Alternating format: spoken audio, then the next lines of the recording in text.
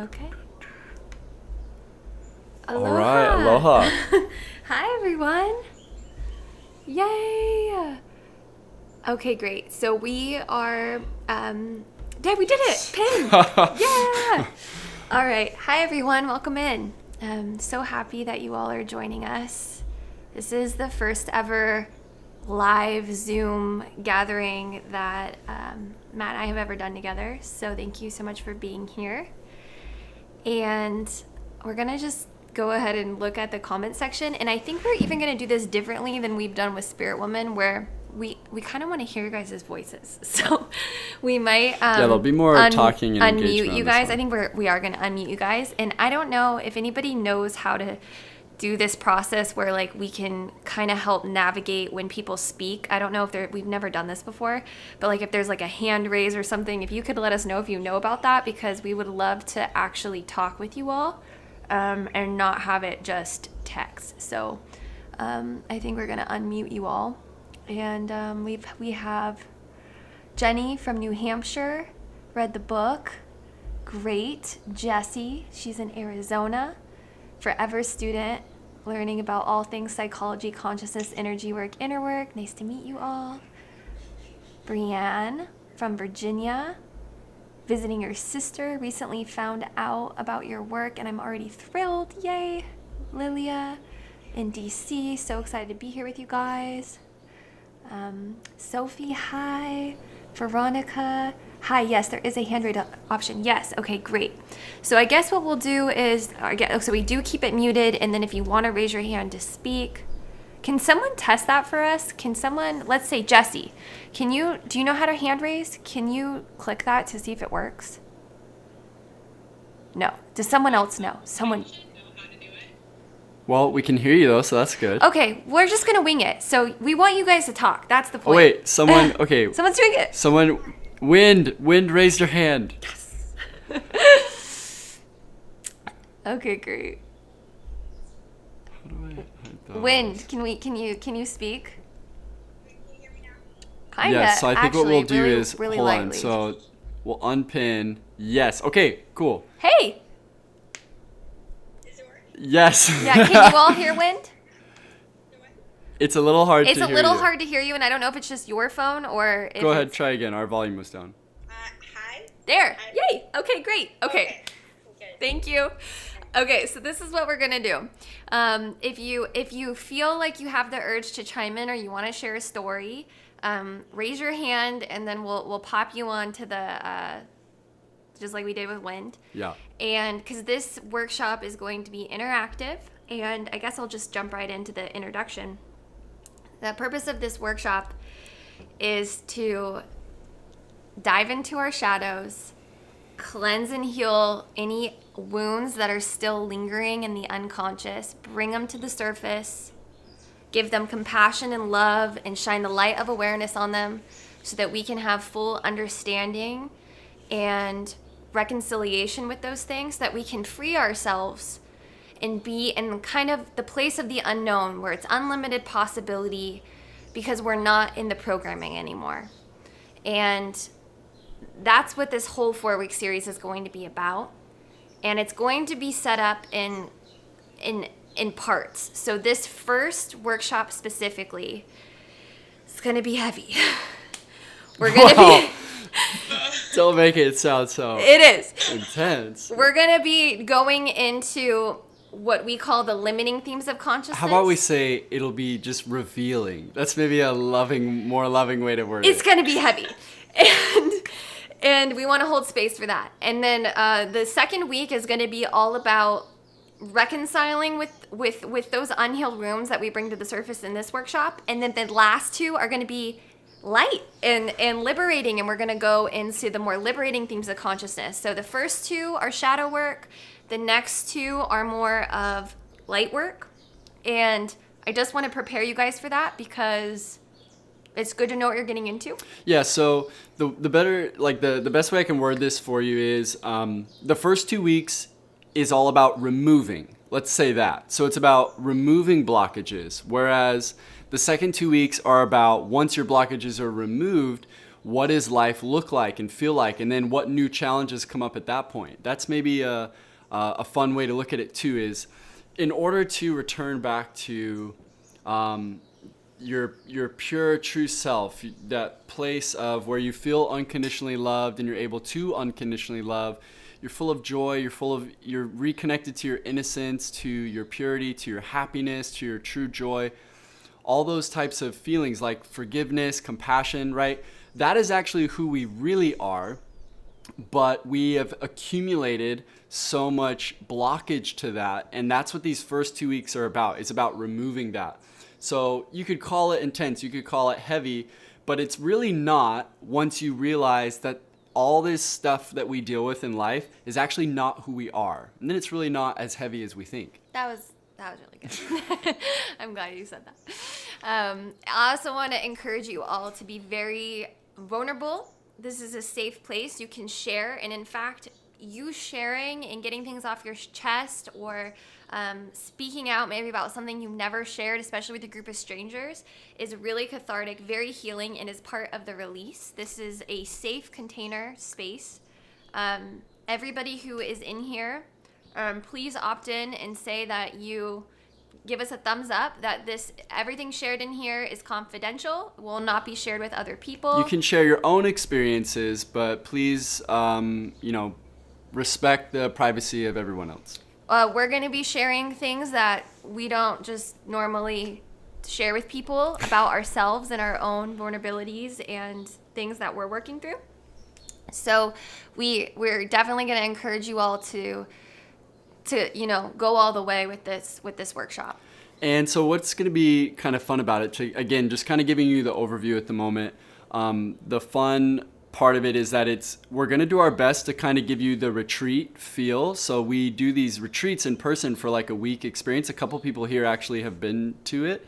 And when we do these types of retreats, it's really cool because it's obviously the experience and the processes that we take you through. We're going to do our best to try to give you like a mini digital retreat type of experience. And so that's why, with Ash saying all this, try to open up and be vulnerable, because the more you do that, the more you'll get out of it. Yeah. And that's really what it's all about. So everything we ask and everything we do with you, we will obviously model ourselves, and you will never be just like asked to do something that we didn't already do. So that's just something exciting. And again, I just want to keep this light. Ash is coming in hot. I'm ready because I know what we're about to get into, so I'm pumped. Ash is cultivating that Kali energy lately. She is just like warrior. So I just want to keep it light though, and remind you that it's all beautiful. It's all about remembering how beautiful life is and how loved you are. Just at the end of the day, that is what this is all about. Okay, so some quick little notes here before we dive in is that you all will be receiving a recording of this within 24 hours of the live. So if you ever miss the live, you will get a recording of it.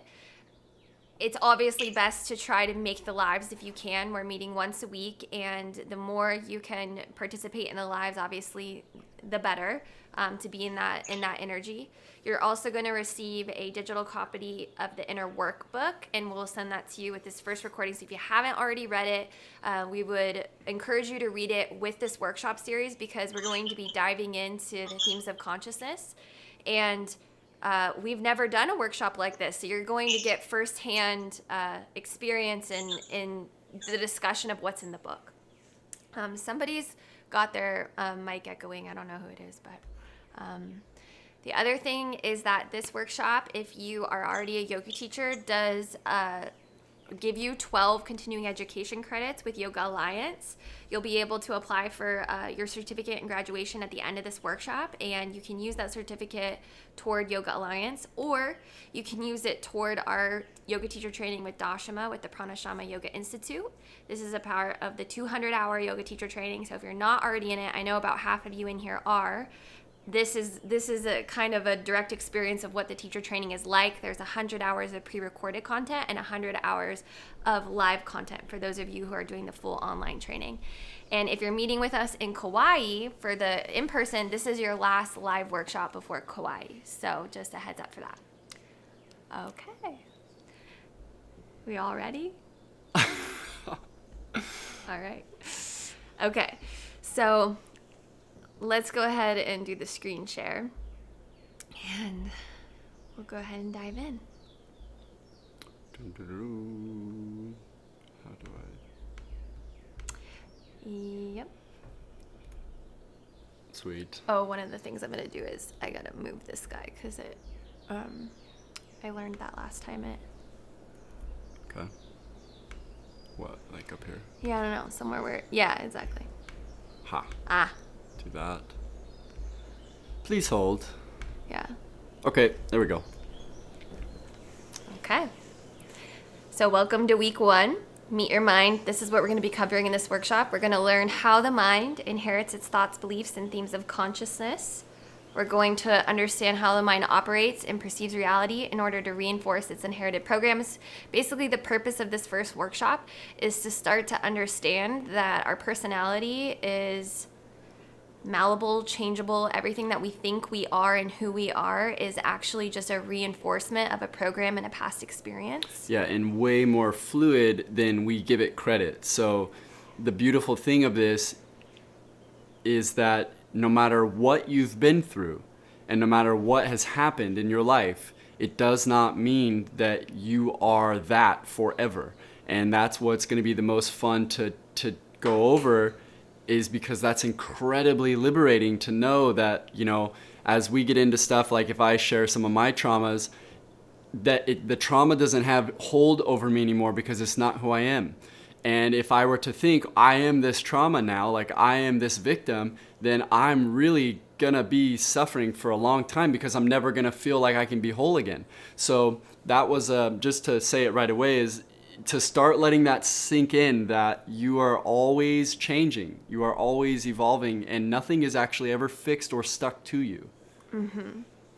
We're going to dive into the universal themes of consciousness that govern all thoughts, perspectives, beliefs, and behaviors. So we call them themes of consciousness, but this is our version of Dr. David Hawkins' work. He was an MD, a PhD. He was basically a researcher of consciousness. He was a doctor. And then on top of that, like an enlightened being. He had his Kundalini, rise, and he was fully awakened, and he dedicated his life to studying consciousness, both, metaphysically and also as a scientist.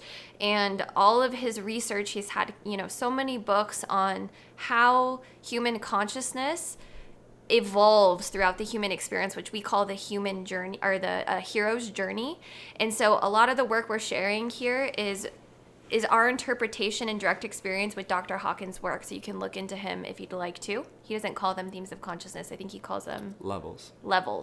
So but yeah, it's good for you guys like to know the that themes. We do like themes because we don't like to see it as a level. The levels we found turns into very easily judgment and hierarchy.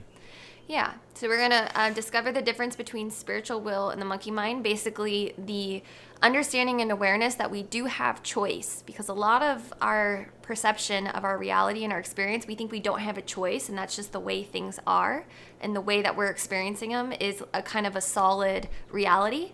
But by understanding that we do have a spiritual will, we can be in more of the driver's seat of our experience of life, instead of just kind of the backseat participant and the monkey mind is driving. And we're going to do a little bit of meditation as well. And then, like I said, this will progress over the 4 weeks. So this first week is really just introduction to all of these concepts, Mm-hmm. and it's going to gradually get deeper as we head into the 4 weeks. Yeah, the real goal of this week, everybody, is just to, if I could sum it up as one thing, it's to become aware. So it's a lot of new information and knowledge for you to start to become aware of, both within yourself, within others, and within the world. Because these themes of consciousness and these things we're talking and teaching about today are universal to everybody. And so it's really important to understand that you're going to see this everywhere. It's universal. It doesn't matter gender, race, where you are in the world, what country you're in. It's universal. This is the human evolution. It is the human journey of all of us to reach our own self-realized, full potential. Yeah, and the benefit of understanding this as we dive into the themes of consciousness is that, like Matt's saying, it's universal. Is that you're going to be able to, when you call a friend and you're like, I'm having this problem and I don't know, what should I do? Like, what should I do? Like, this information will make that irrelevant now, because you are going to know what to do, because you're always going to know where you are in your vibration, because themes of consciousness are a vibration. We're going to get into that, and you're going to be able to self-identify exactly what theme of consciousness you're currently in, or maybe your partner. This is how we work through all of our relationship things. We're like, we can identify what is our frequency, what is our theme of consciousness, and what root programs are connected to that, what traumas might be fueling that feeling that's coming up, or the words that we're saying, and we're able to kind of reverse engineer from that awareness of themes of consciousness. So this is a universal life hack where you kind of get to understand human evolution, the consciousness, in every situation of your life, with your boss, at work, with your coworkers, with your partner, with your friends, with your mom, any parent trauma dynamics. It's a life hack that you can apply to everything and anything, and it's amazing. It's like having the map. It is literally the map. Hawkins even calls it the map of consciousness. Like, it is literally the map and the compass, and it has helped us heal some of the craziest things. I've worked with people and helped them heal the craziest things, like you name it. There's nothing that it doesn't apply to. It's just, that's why I'm so excited about it, is because there literally is nothing more important to know and understand. And my biggest dream is that, like, children should be taught this, because if it's kind of like, welcome to being human, like, we all, ultimately, I would love it if all of humanity knew this, because it would make the world a much more loving, peaceful place. Okay, so great. Let's start with you. Yeah, and then we'll get into the good stuff. So one more thing I want to say is, please type into the chat throughout, talk to each other. We're going to be reading that. And then again, if you feel inclined to raise your hand. But we love to see the chat going. And if you get epiphanies, like, kind of jot them down. Jot them down. Don't just write them in your journal, share them, because that chat is going to help other people make connections and epiphanies too. And it's coming together, our consciousness being in this group setting is what expedites and quickens the healing and the aha moments. It's us all being in this together. So I do want to encourage you to do that. But before we get into the more lecture part of this, we're going to do breath work, and we're going to get into a different vibration so that we are very receptive to the information. So if you need to change where you're sitting, move your computer, or sit on the floor, or sit upright in a chair, you can do it on your couch. I'm going to actually do it on the couch, so it's fine. But we're going to do a little bit of breath work. And this breath work is actually my favorite breath work, and I pretty much do it every single day. And the purpose of this breath work is to, I'll just give a quick little explanation here, is you have these energy channels in your body. They're called nadis, and you can think of them like the nervous system, but an energetic nervous system. It's like the energy or the wiring of the body and consciousness. And you have a main channel called the Sushumna, and the Sushumna runs from the spine up to the brain, to the pineal gland directly. And the pineal gland is what is responsible for opening what they call that third eye perception. It's what opens supreme consciousness reality.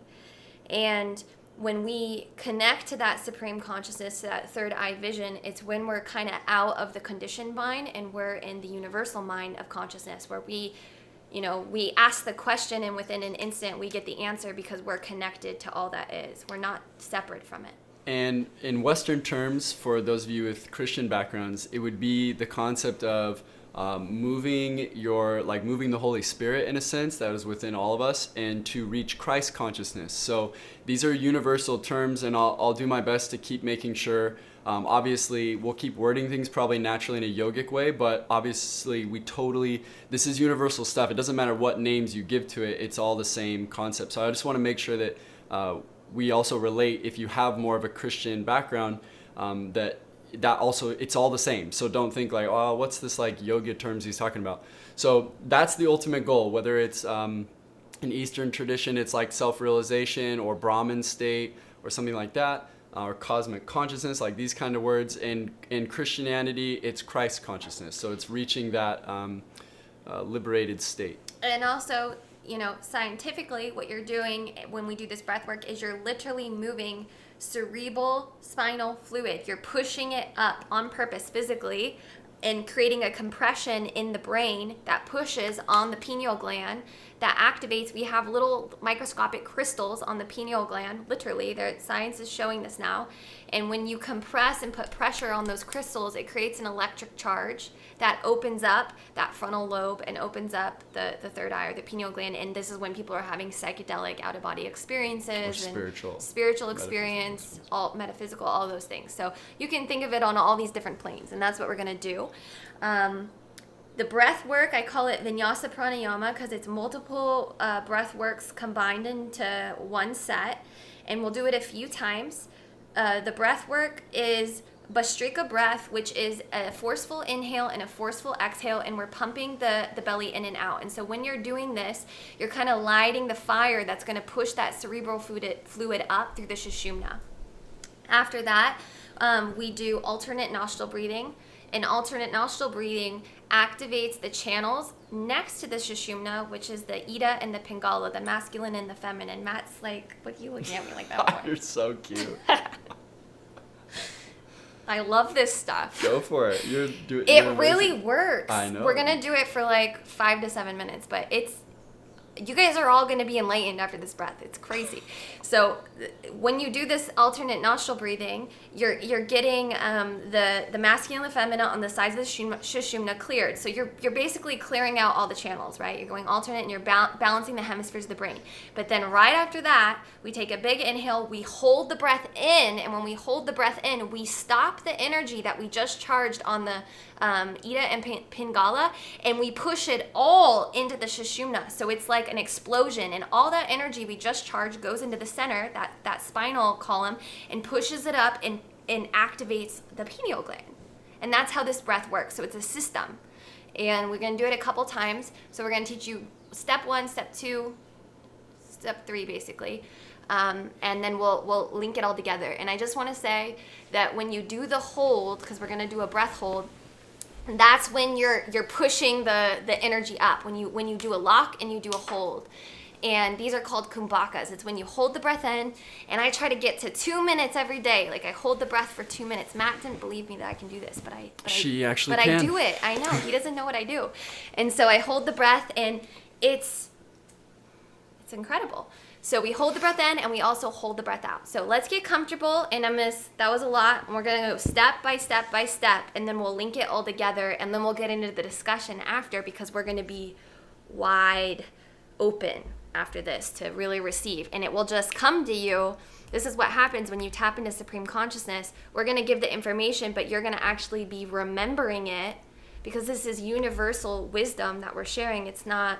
You guys already are going to know this. It's going to come very quick. It's going to open it up for you to be so receptive. So, okay, so let's do Bhastrika breath.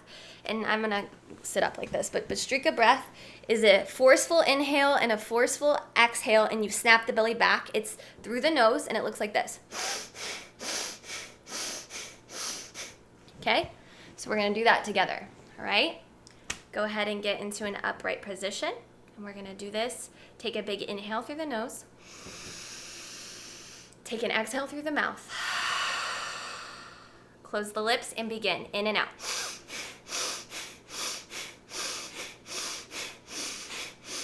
Matt's going to keep going, and I'm going to cue you all. You can keep the eyes closed here. Make sure the spine is erect. Forceful inhale, forceful exhale. Snap the belly back. Push the belly out. This is creating a heat in the body, in and out through the nose. Should be able to hear your breath as you do this.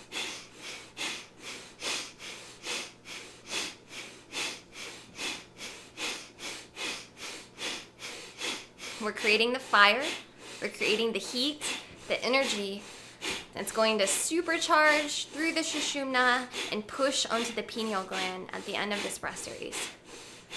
So think of it as culminating energy. Let's speed it up. Grab tissue if you need.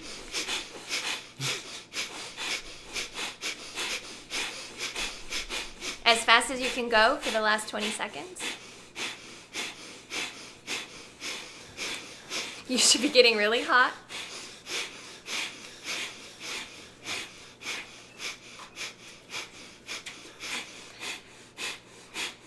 Exhale all the breath out. Take your right thumb, close off your right nostril. Inhale only through your left nostril and hold the breath in.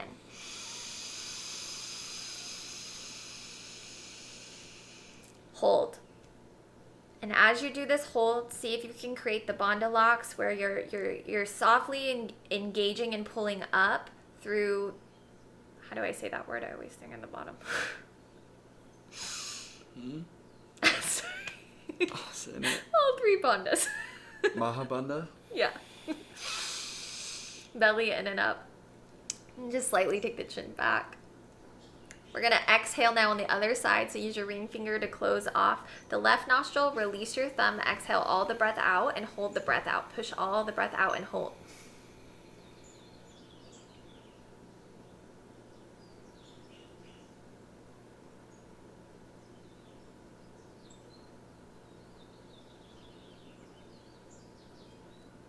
And repeat. We'll get rid of the holds. Inhale.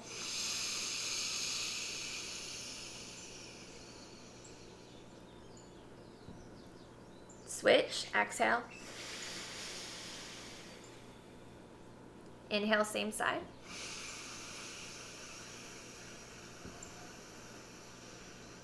Use your thumb. Close it off. Exhale, switch. And keep this going. Alternate between the nostrils. In.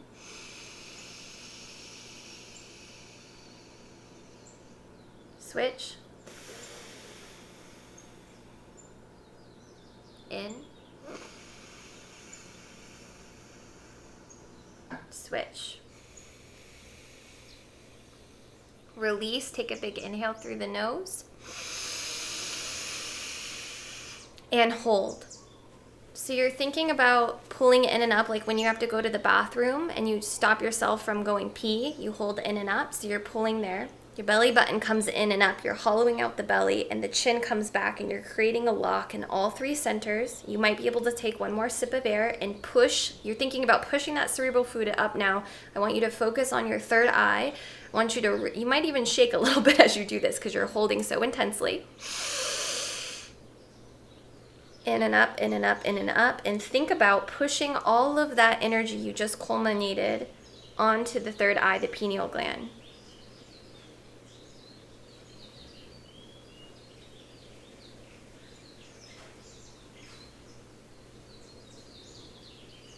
Slow exhale out through the nose.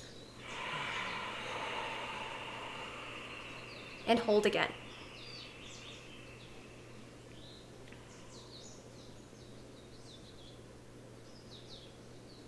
The exhale hold is usually the most challenging. See if you can just hold, push all the air out, hold. We're going to begin again. We're going to do this vinyasa pranayama 2 more times now that you know all the steps. Take an inhale. A big exhale.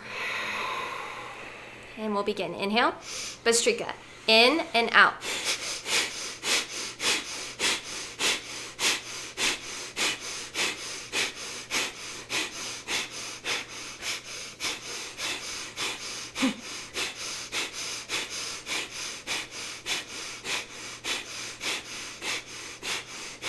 The more you focus, the more benefit. Keep your awareness focused on the space between the eyebrows. Snap the belly back, push the belly out with each inhale, with each exhale.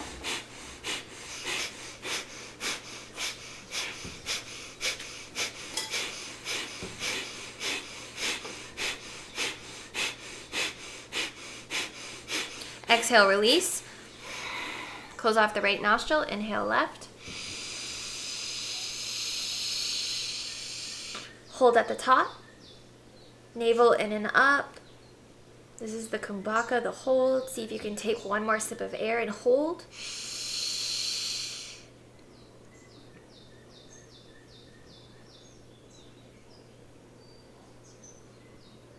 Switch, exhale.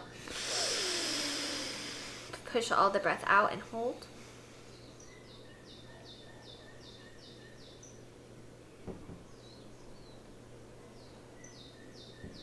Smooth alternate nostril breathing. Begin. Inhale, same side. And exhale, switch.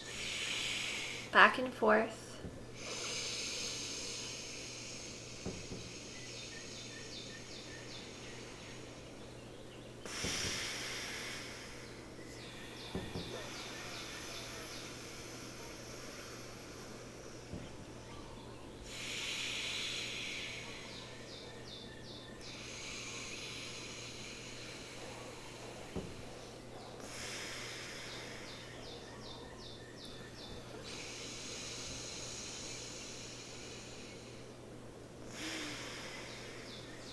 Release the hand, inhale. Kumbhaka, hold. Last sip of air, breathe it all in. Hold. Imagine pushing the cerebral spinal fluid up, pushing on the pineal gland, that explosion happening in the third eye. Hold and retain the breath.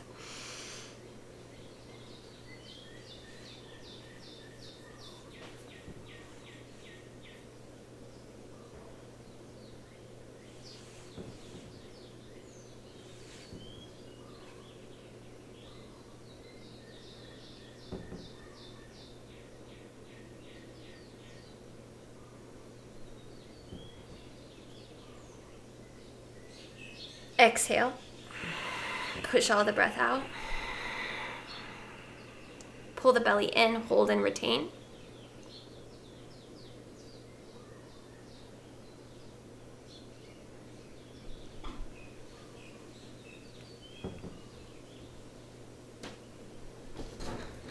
And inhale.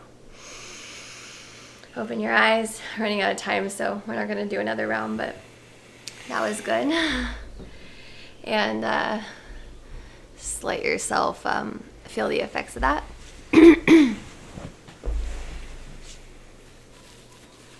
So normally we would do that for 7-10 minutes, 5 to 10 minutes. And if you want to start to do that in your mornings, hopefully if you can write in the chat, how are you feeling from that? Even just that little sneak preview of it. One of the things that's good to understand is that when you start to get into yoga philosophy, you come to realize that meditation is actually what they call a siddhi. It's a superpower, and it is a reaction to doing what we just did, pranayama. So meditation is not something that you sit down and you try to do. It's actually a natural reaction to moving energy. So when you do pranayama and you do asana and you move the energy throughout the nadis, meditation is a natural result. You don't have to try to meditate. You can do pranayama, and then after pranayama, you'll just be it. You'll just be in it, and that is actually what meditation is actually supposed to be. All right, everyone's feeling really good. Okay, so Dana asked, what do you call it again? She's feeling fantastic. So, it's I kind of a just mixture. call it pranayama vinyasa, but I just it was a mixture linked of a couple of breaths together. Yeah, it was a mixture of like 3 different techniques. Very effective. But the first one is Bhastrika. So that's the pumping. If you want to write these down, Bhastrika. So you do Bhastrika first. And you can literally look this up, or if you're in the online yoga teacher training, this is the benefits of being in the teacher training if you're not in it. We have a whole pranayama module, and all of these breaths we break down in 15 to 20 minute videos each one. So Bhastrika, alternate nostril breathing, and kumbhakas, so breath holds. Brianne, by the way, click the chat box and make sure you're chatting to everyone. Because sometimes it just goes to us. Yeah, Brianne is only going to us. But she asked, can you explain what it does for us? So what it does for us, what this breath work does, is it's a whole system, because you're doing Bhastrika breath. You're getting the fire pumping. You're getting the energy activated. You're getting the kundalini ready to shoot up, basically. It's going through the sushumna into the pineal gland.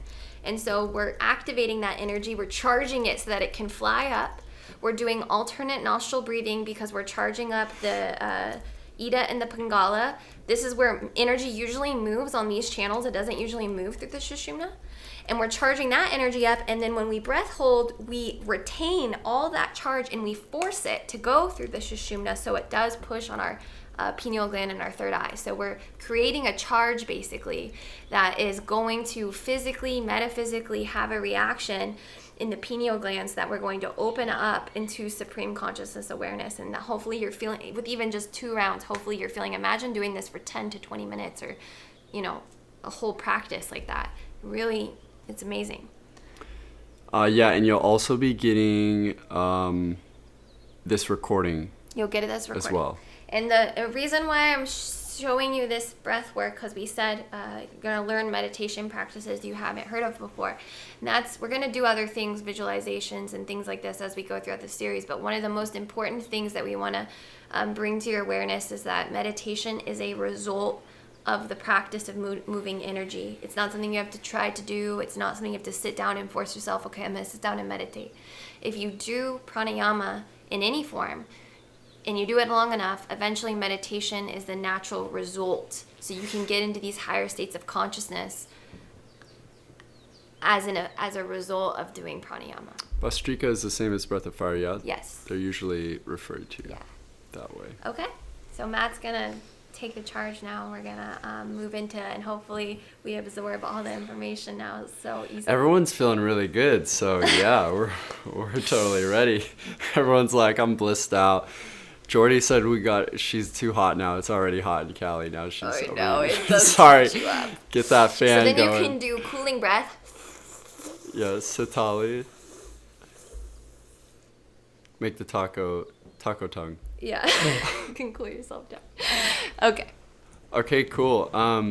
Beautiful. So what a good place to start. Meet the mind. So when we are in this like calm, peaceful state, this can be more likened into our real like natural state. This is our true resting place. It's kind of like what's the mic there? This is really like our baseline. It's actually our natural. And when we are caught up in the stories of the mind, we lose the breath. The breath gets really shallow and gets stuck up here. So it's only using like this little bit of our lungs. So these practices of breathing are really helpful to start centering and calming your mind. One thing that I don't know if I heard you mention, but that alternate nostril breathing, going back and forth, is balancing out the nervous system too. And the nervous system being the parasympathetic and sympathetic systems. So these have to do with fight or flight and rest and digestion. And so most of the time we're in fight or flight throughout our days. So doing the alternate nostril especially, then coupling with everything else Ash just led us through, you can imagine how resetting that is. So this is a good place to just start from and just honor the fact that this is more of what your spaceline can be. And just understand that this baseline is what you want to come back to as the truth. So before we even dive into this, it's kind of fun to think of it as, my mouse disappears for some reason here. Yeah, it doesn't work on screen share. Okay, hold on. All right, let's try that again. Sorry, guys. Okay. Although I miss getting to see you guys. Okay, so you can kind of think of it as this. The easiest way to discern truth from falsehood, or in other words, from tricks of the mind, is the truth will always bring Liberation. This calmness, this love, this liberation, this innocence, goodness, energies of gratitude, humility, compassion, forgiveness, love, joy, happiness, genuine freedom, genuine joy, not just pleasure and that type of desire and joy. We mean genuine joy, the kind of joy that you get when like you're watching your little kid and you're like laughing genuinely, or when you're cuddling your pet, or when you're like, that childlike joy. That is truth. And so it's important to start with that right away, because that is our true nature. That is like what we're working towards. When we come into this world, we are already whole, we are already perfect, we are pure. and it's the experiences of our life that we collect and accumulate that take us out of that and away from that. So I heard this really good analogy once, and I just love it so much. It's kind of like when a sculptor makes a masterpiece, he doesn't need to add anything to the stone. He's actually just chipping away to reveal the masterpiece, to reveal the art, right? He chips away at it. And that's what we are. We're already a masterpiece, and as we chip away at the things we've collected through our experiences, any traumas, any beliefs that were inherited or passed on to us, we reveal the truth of who we are, which was always in there, was always there from the start. So that pure innocence, that pure consciousness is what we start with. But even in the womb, we start to inherit our mother's consciousness and all of the consciousness she is around and exposed to. So in that like last trimester, we are very conscious of the fact that we are in the womb. And so this then starts to create our filter and our inheritance of what we're about to experience the world as. So I'm really into making sure that I give you guys explanations on all planes of existence, because truth should be able to be discussed in any plane. So my goal throughout all of this is to help you understand it from a biological, physical standpoint, like say evolutionary wise, and as the human animal, intellectual, and how it should make sense on the plane of rationality, and then of course on the spiritual, which is the more metaphysical. So I want to make sure and help you understand it from all realms. So first is the biological. The reason why our mind does this is because we come into the world as this vulnerable new little human, and we need to assimilate information as quickly as possible about this new environment that we have come into. So our mind is trying to adapt to its community as fast as possible. And so this is an evolutionary advantage because it is trying to help you survive better. So the mind, first and foremost, is extremely naive. It has no malicious intentions, even though it can become incredibly self-sabotaging. But it doesn't do it intentionally. It does it innocently and naively. So as this prompt says here, we'll kind of go into this for a second. As we start absorbing all of this, starting in the womb, and then is, of course, those first couple years into the world, everything is a sponge because our young little, animal brain is trying to make sure and learn how to survive. So the mind creates a filter for our reality based on what it is exposed to. And these become like rose-colored glasses. The mind then becomes convinced that this is the way things are and will go on to find validation. It will defend it, and it will even die for these perspectives and beliefs. And so this is super important because if someone's born into, say, trauma and tragedy and poverty, that becomes what they think is normal. If someone is born into bliss and ecstasy, they go on to think this is normal.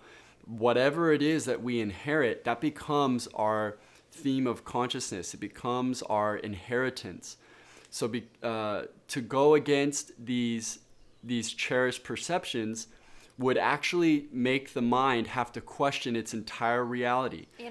And its identity, because we form an identity around this. So to be able to question this requires a lot of humility, because the mind has to understand that it would have to accept that it doesn't really know. It's a computer. It just is like it can be installed whatever software we want onto it. And then the problem is the more invested it becomes in believing it knows something, the less likely it is to ever let it go. So this is like arguing with someone with rose glasses, and they're like, it's pink, man.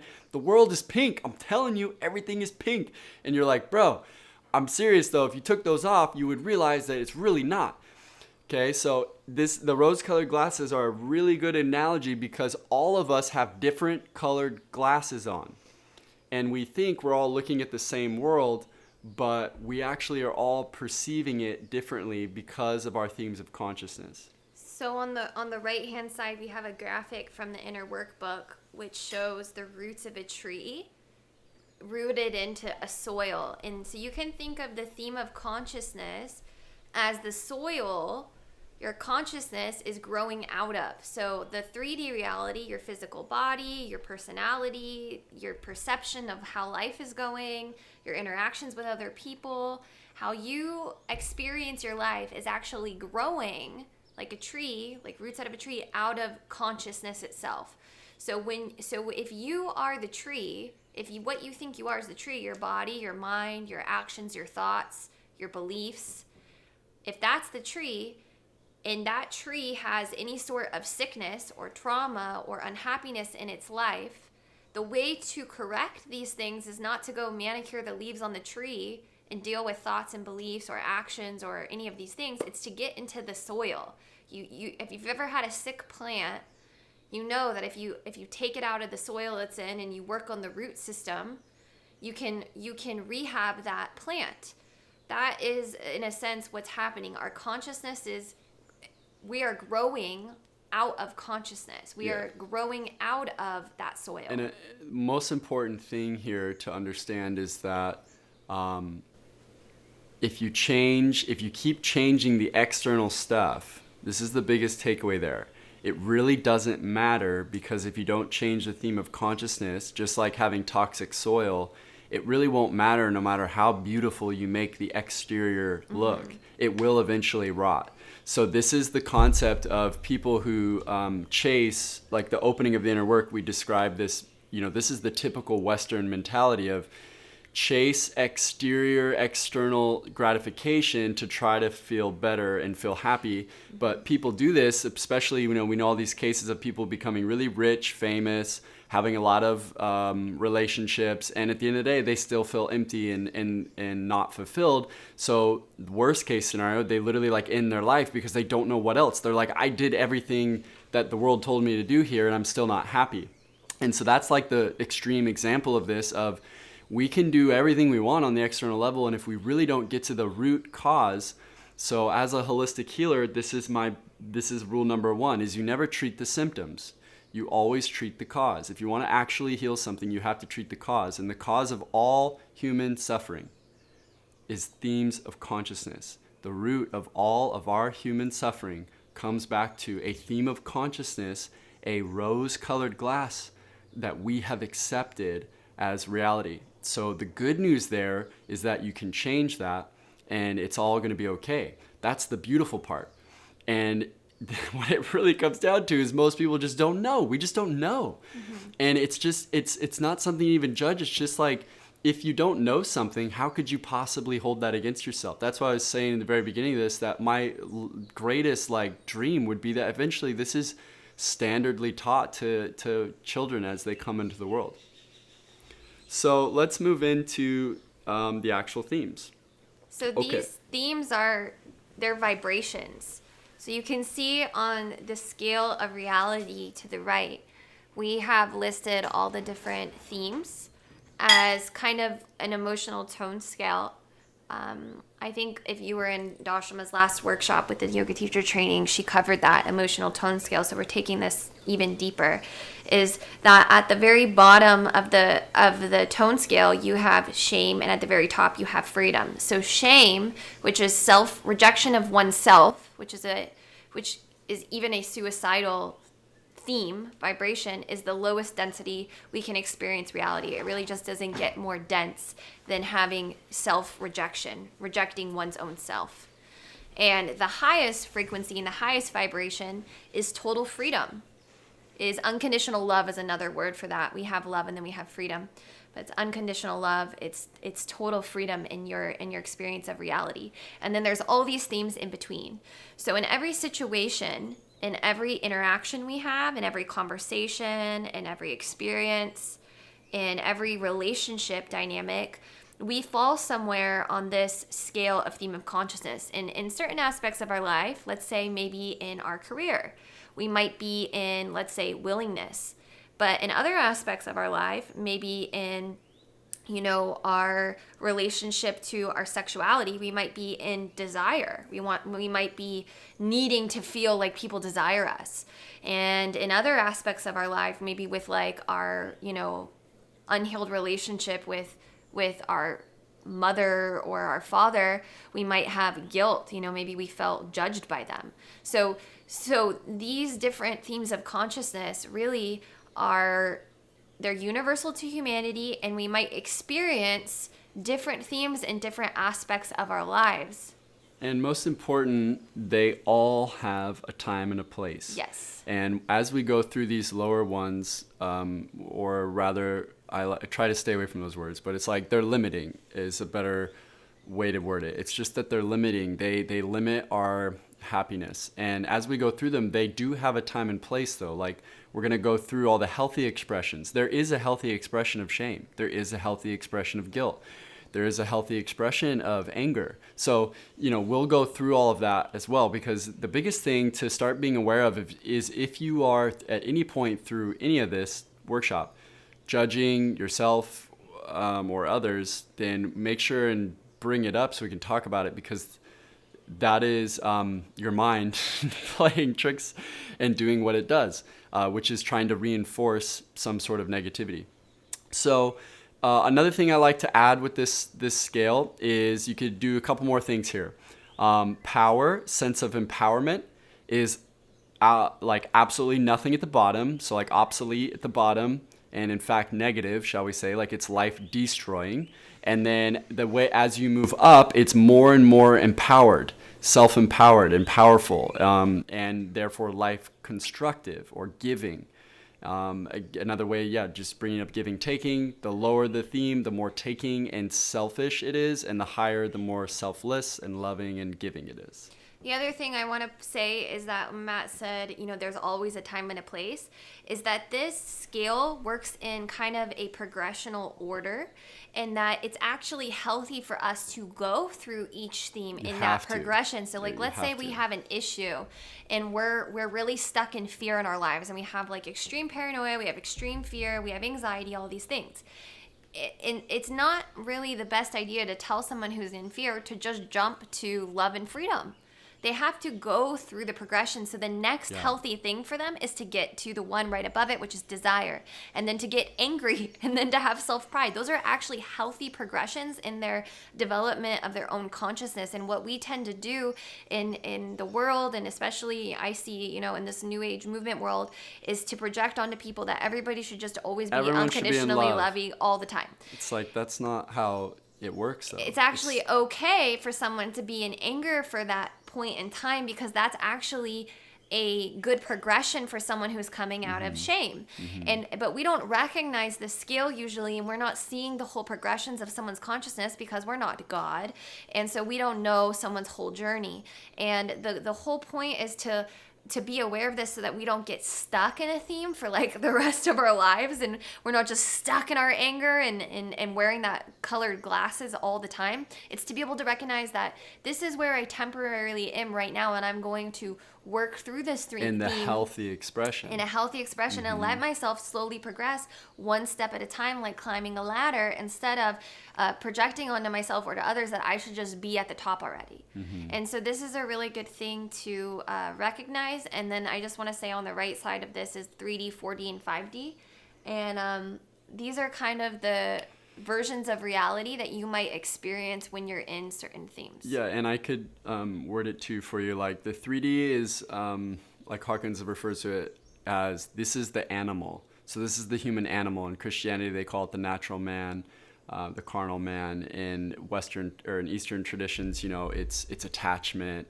It's the just complete physical realm. So 3D, those are all the energies of the human animal. So that's the inheritance part where we come into that. 4D is all the next dimension, which is intellectual, right? So notice that reason and logic are at the very top of that.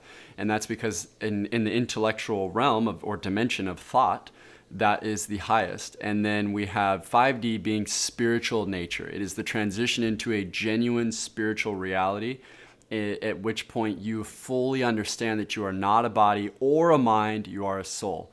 So you could say it's 3D, 4D, 5D, 3D being I'm a body, I'm an animal, 4D, I'm actually a mind and I have a body, and then 5D, I am a soul having a human experience, and I have a mind and a body, but I am not my mind and body. And every experience in your life, every location, experience, memory, event in person is going to fall into one of these planes of existence. So when you're having a conversation with somebody, are you talking to them at the 3D level or at the 4D level? Are you coming at it from reason and they're coming at it from fear? Yeah. Are you coming at it from freedom and love in 5D and they're coming at it from guilt and judgment? This is why sometimes it's so hard for us to have a conversation because we're all in different vibrations and different themes of consciousness. Yep. So if we're in a different frequency, we're literally perceiving a completely different reality. And you can think of this reality like a hologram, and all of the different layers are all overlapping one another, and we're all here on Earth, but really we're all literally in different worlds, different vibrational worlds. So this is why we have so much miscommunication. But you understanding this, when you start to see this, you'll be able to recognize by what people are saying to you. You'll be like, oh, okay, they're coming at this from reason, and you'll know where to meet them at, where they're coming at this from hopelessness, and you'll know exactly how to communicate better, because you will recognize by the language of what theme that they're approaching the conversation in, which will make you a really compassionate communicator. Yeah, and we'll get into that, especially week 4. Once you've had a lot of time to marinate on all this, you'll really be able to see how this makes you a really compassionate, loving person, because you don't judge where everybody's at. Everybody's exactly where they're supposed to be. And because there's no more judgment of like, well, everyone should be in love, and if you're not in love, then you're not enlightened. Once you release that, like we were just saying, you got to release that and just let yourself be where you are, because wherever you are is perfect and how it's supposed to be. So that's really important to understand, is like, let yourself be wherever you are. That alone just relieves a lot of guilt. Now, something that's interesting is that's this thing that Ashley was saying about we're all in different worlds. That's why the world is so tumultuous, is because we're actually on all these different planes of consciousness trying to interact and create a world together. And imagine, like, say, here's a really good extreme example. Let's say like a bunch of loving beings up in the higher realms are on the planet trying to form a world of peace and love. But then you got a bunch of people in anger, which is the theme of violence, and they want to dominate and conquer the world. You can understand how, like, those are such conflicting goals that there's obviously going to be incredible, like, disharmony. They're not going to be able to see things the same way. So when you look at the world, you'll start to like have compassion and realize, oh my gosh, like, we have these huge ranges of human evolution. We all kind of think that we're all human and we're all the same, but we're really not. We're all on different planes of consciousness. And it's like, if I had blue glasses, she's got green glasses, you got pink, he's got red, he's got, orange over there. It's thinking that we're all looking at the same is actually the first thing to change, because as soon as you realize we are all different, and like for any of you that are familiar with like human design, accepting that we have our own different roles, our own different unique traits and qualities and talents and gifts that we're here to give, or planes of consciousness to be on, it really is liberating, because it releases a lot of judgment. And that can be really, that's how you know it's true, right? So like I was saying in the beginning, if something brings more compassion, you know it's the truth. And if I just accept everyone as they are and I stop judging them, that brings a lot more love and compassion and forgiveness to my heart, which helps me understand, like, all right, I must be on the right track here. And that there is a time and a place for the progression.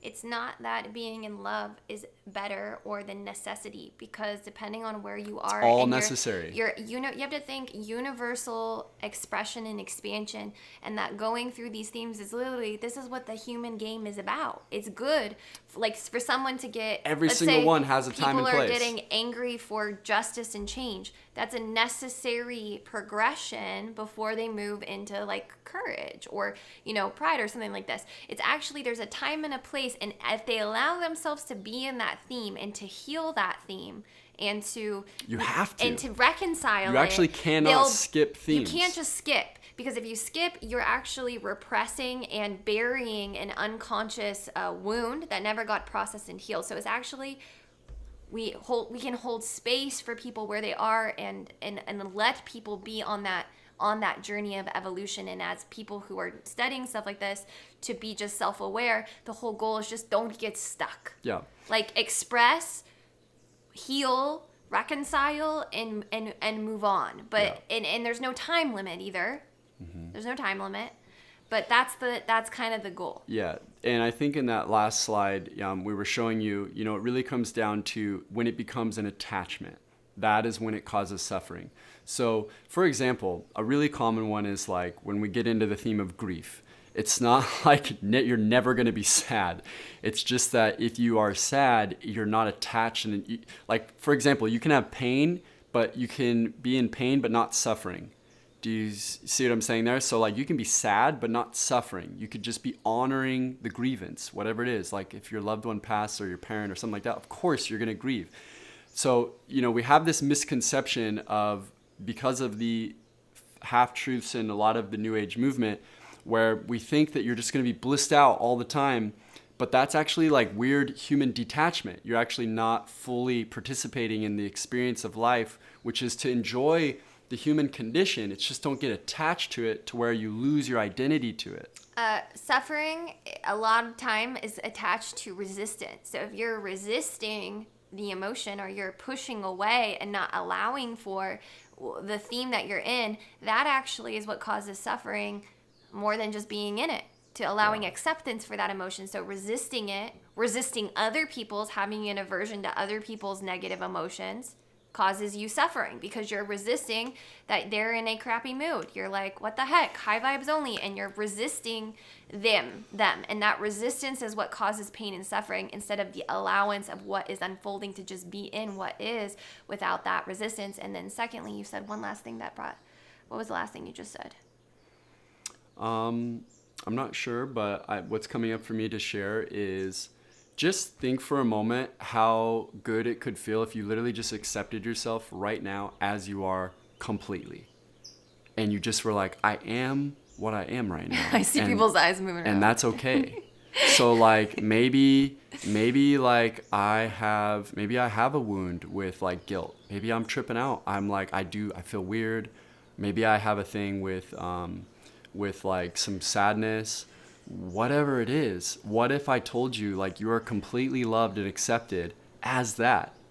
Because the reason why I'm so passionate about this part is because I've seen so much pain and suffering and heartache in this healing modality. For any of you guys who know my story, I've been on this path of becoming a healer for a long time, whether it was being a doctor or being a therapist. And I kept running into a lot of like things that I was like, wait a minute, time out. This is going to cause way more suffering than healing. And judging and not letting us just be where we are is one of the most wounding things that really just breaks my heart, because it's really important to just understand that you're allowed to be where you are, and there's a time and place, and it's okay. And it's not that you're going to stay there forever, but you do have to allow yourself to be in it so that it can genuinely heal. I have to say two, I just remember what they were. These are very important as we move into the themes. Your external reality, things that are happening, are not a reflection of your vibration. This is a very confusing thing that is being spread right now, and I feel like it's very harmful. Your internal perception of what is happening is a reflection of your vibration, not the world outside of you. The world outside of you is the world outside of you, okay? Somebody is really toxic and abusive in your life and all of these things. Let's say you had an abusive parent. Your vibration did not attract abusive parent. You do not need to feel like you deserved this and this was your karma. Your karma is your response, your learning, and your reaction, and your internal reconciliation with what is coming up. I'm seeing a lot of correlation to manifestation terminology, that like what's happening outside of you, you're responsible for it. Fault. It's your fault, and you created it with your vibration, and this can be really harmful. Your response and how you show up to things, regardless of what that thing is, whether it's joy and infinite success and riches and wealth, or whether it is total destruction, you're showing up to that in that moment is your reflection of your vibration, not the thing. because Yeah. I have goosebumps all over my body as I say that, because I feel like it's causing so much harm and guilt, okay? Yeah, And it really shames people too. I have one last thing to say, is that as you progress in the themes of consciousness, challenges do not disappear. This is the beautiful part about the human experience. As you progress, your challenges progress. And this is a beautiful thing because you are on the rising. So you will experience more challenges in your life that are maybe more complicated or complex than when you were a teenager. And that is because you are maturing and you're getting to level up. Like in a video game, the challenges get harder. This is not a reflection that you're doing something wrong. This means that you are ready to step into that next new challenge and to handle it with more grace or more love or more understanding, more compassion. And that's why it's being shown up for you. And sometimes bad things that happen around you is because your responsibility is actually to be the light, not because you attracted some negativity. It's because your role is to be the Christ-like consciousness in that situation, because you were attracted to it, because you are balancing out the frequency. So I need this to be said, because I think there's a big movement How's of that for a flip? toxic positivity happening. And this is more empowering way for you to feel about that and to know that always. Yeah, what better way to approach a situation? Look, again, just I tried to give you my tool of discernment, right? Third eye tool here is, does it feel truthful? And if I say it's your fault that this negative stuff is happening, man, you need to change your frequency.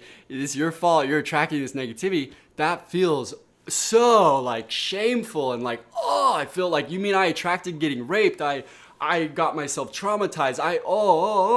It's like, it's brutal, right? You feel so awful about yourself. So that cannot be the truth. So you let that go and you say, instead you say, how about we flip that and we say, you are actually the innocent, empowered light to the situation. You have this incredible wisdom and special soul that was strong enough to go through those experiences because you are going to heal and help others with your experience. That opens you up. That feels because you were strong enough to endure it, even though maybe sometimes you think you can't. You were strong enough to endure. So that's why you're still here. So, okay.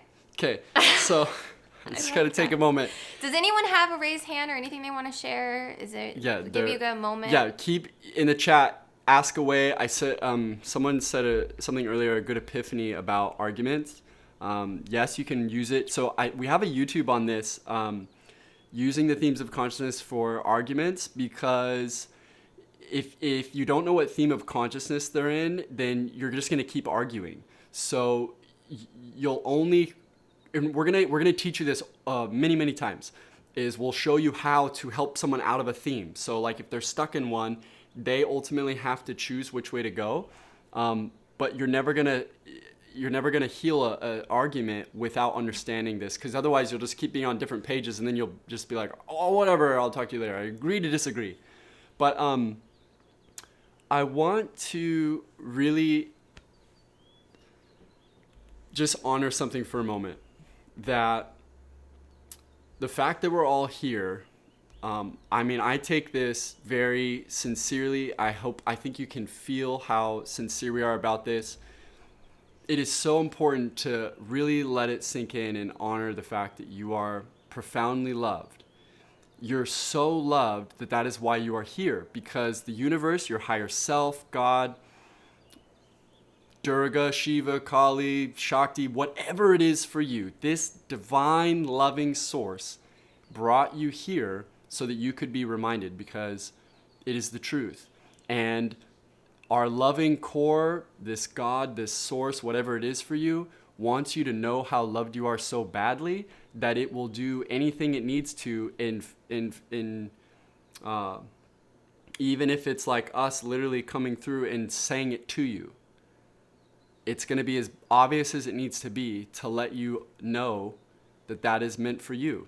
So if we're telling you you are loved, let that actually sink in. What if that is this higher self, this God speaking to you, letting you know that it's okay to accept? And this is the reason why this is so important for me, is because I believe you cannot heal anything without love. You have to have love. This is the reason why I left medical school. It's the reason why I left my therapy master's program, because they have so much red tape around expressing love, that it limits healing, because what actually heals us is love. What actually heals us is this acceptance of unconditional love. And I just really want you, Ashley, just chomping at the bit. I just want you guys, everyone, to really know that I've seen this blossom in my own life. I've seen it with the countless people that I've worked with. Is if you can accept this miracle of love, anything is possible. You can restore back to your innocence. You can get your smile back.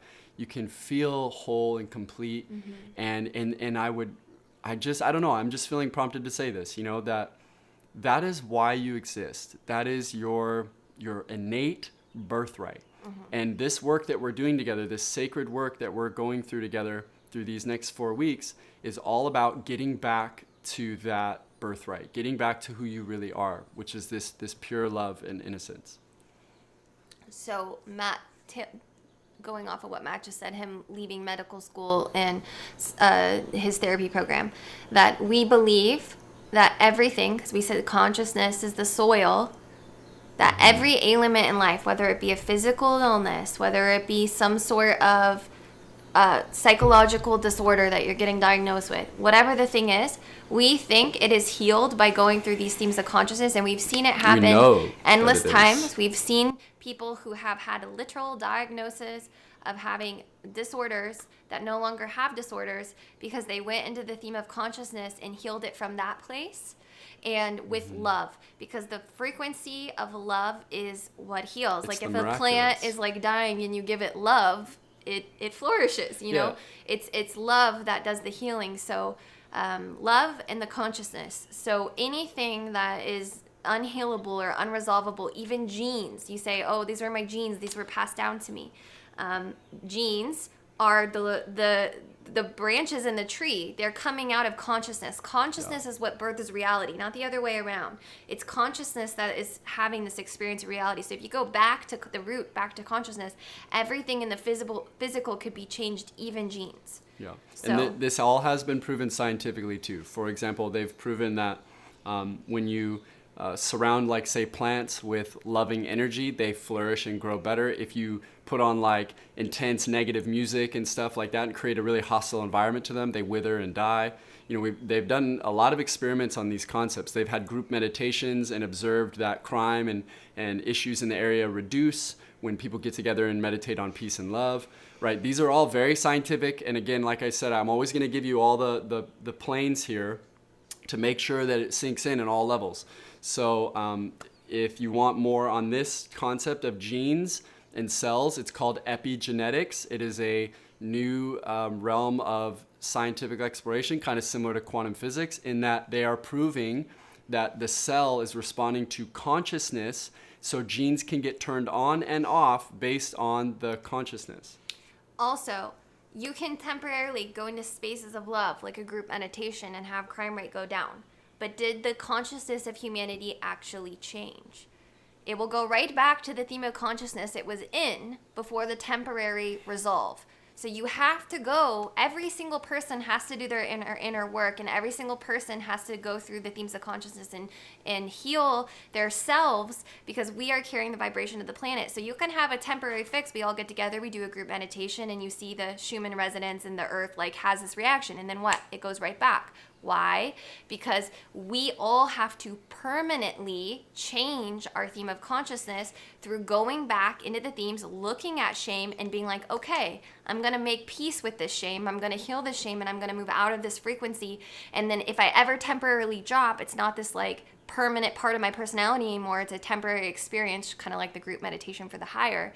So when we resolve our themes of consciousness and we actually go through them and we actually heal them and do the work, that's what's going to create permanent change of consciousness on the planet, not a temporary band-aid. So what's the quote? We're through our own... Ramana Maharshi, this Indian enlightened sage, says that your self-realization is your greatest service to humanity. Your own. Because we're all connected, we're all interconnected. Again, this has been scientifically proven that there is no separation. We are all the same energy, and we appear separate, but it's an illusion of perception. So we are all interconnected. And so as I awaken, you awaken, she awakens. As she awakens, I awaken. As you awaken, we awaken. So because we're all the same thing. So you can think of it as an ocean tide, right? So like the tide doesn't just raise like one molecule here, one water molecule over here. The whole thing rises together. So human conscious evolution is the ocean tide. And as a species, we move together on this huge evolutionary journey together. And some of us are we're all on different levels, but we're all moving together at the same time, right? There's water molecules towards the surface and there's deeper ones, but they're all moving. And that's kind of the concept here. So as we permanently switch this vibration, it's almost like a permanent group meditation. Permanent, because we're all in that higher frequency now, living in that frequency, not sitting down for 15 minutes and doing, okay, we're going to put ourselves in this frequency. We are just it. We are it as a human collective, because we're doing the work day in and day out, and we're living in it. So that's what this intention is to do your inner work, to raise your frequency, endlessly, unceasingly, not for a temporary moment. So okay, which is helpful and beneficial. And I'll just say one last thing. It's so good because when you do these things, they are previews, because how are you going to know where you're going if you've never seen it, right? So people ask, like, should I do psychedelics? These things, they preview higher states for you. So it's good because, I'm not saying go do psychedelics. You can do this all through meditation and pranayama, because they preview to you a state that might end up being where you can live more consistently because you had that temporary experience with it. Now you know kind of where you're heading. So it's a preview. It's good. Okay. Yeah. The main thing is I'm gonna back off. She is jacked. I was so tired before this, but now that you guys are all in here, I told her that once it starts, she's gonna all of a sudden take over and get all obsessed. it's because I'm a reflector. She's a reflector. In human design, and you're all in here, and I'm picking up on all your energies, and I'm like, yee! But before you were here, I had no energy. Okay, this is what happens every single time. She's a clutch player. She doesn't come through till it's actually happening. Okay, I'm done. You go. All right. So, oh my gosh, I love her. Okay, so are you saying yes to drugs? No, of course not.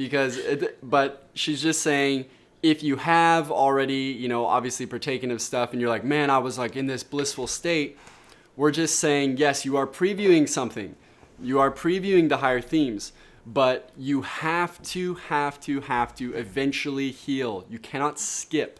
I myself was, addicted to marijuana and alcohol or pornography for a long time. That gave me the impression that I was totally blissed out and like everything was perfect, but like if I'm stoned, like that doesn't really, I have to eventually come down and be sober from whatever the high was. So whatever your thing is, it could have been food, maybe we would be like going out and having some epic wine and dine night, right? Like you name it. It could be anything in this world where you really just put yourself on an elevated plane.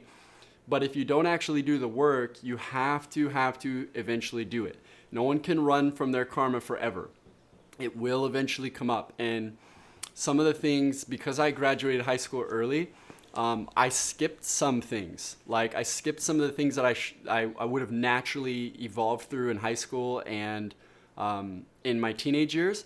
And then lo and behold, like 15 years later, I was like totally processing all this teenage brooding anger and all this like weird stuff that I just never dealt with. So you can't skip. And I've seen this with countless people I work with too.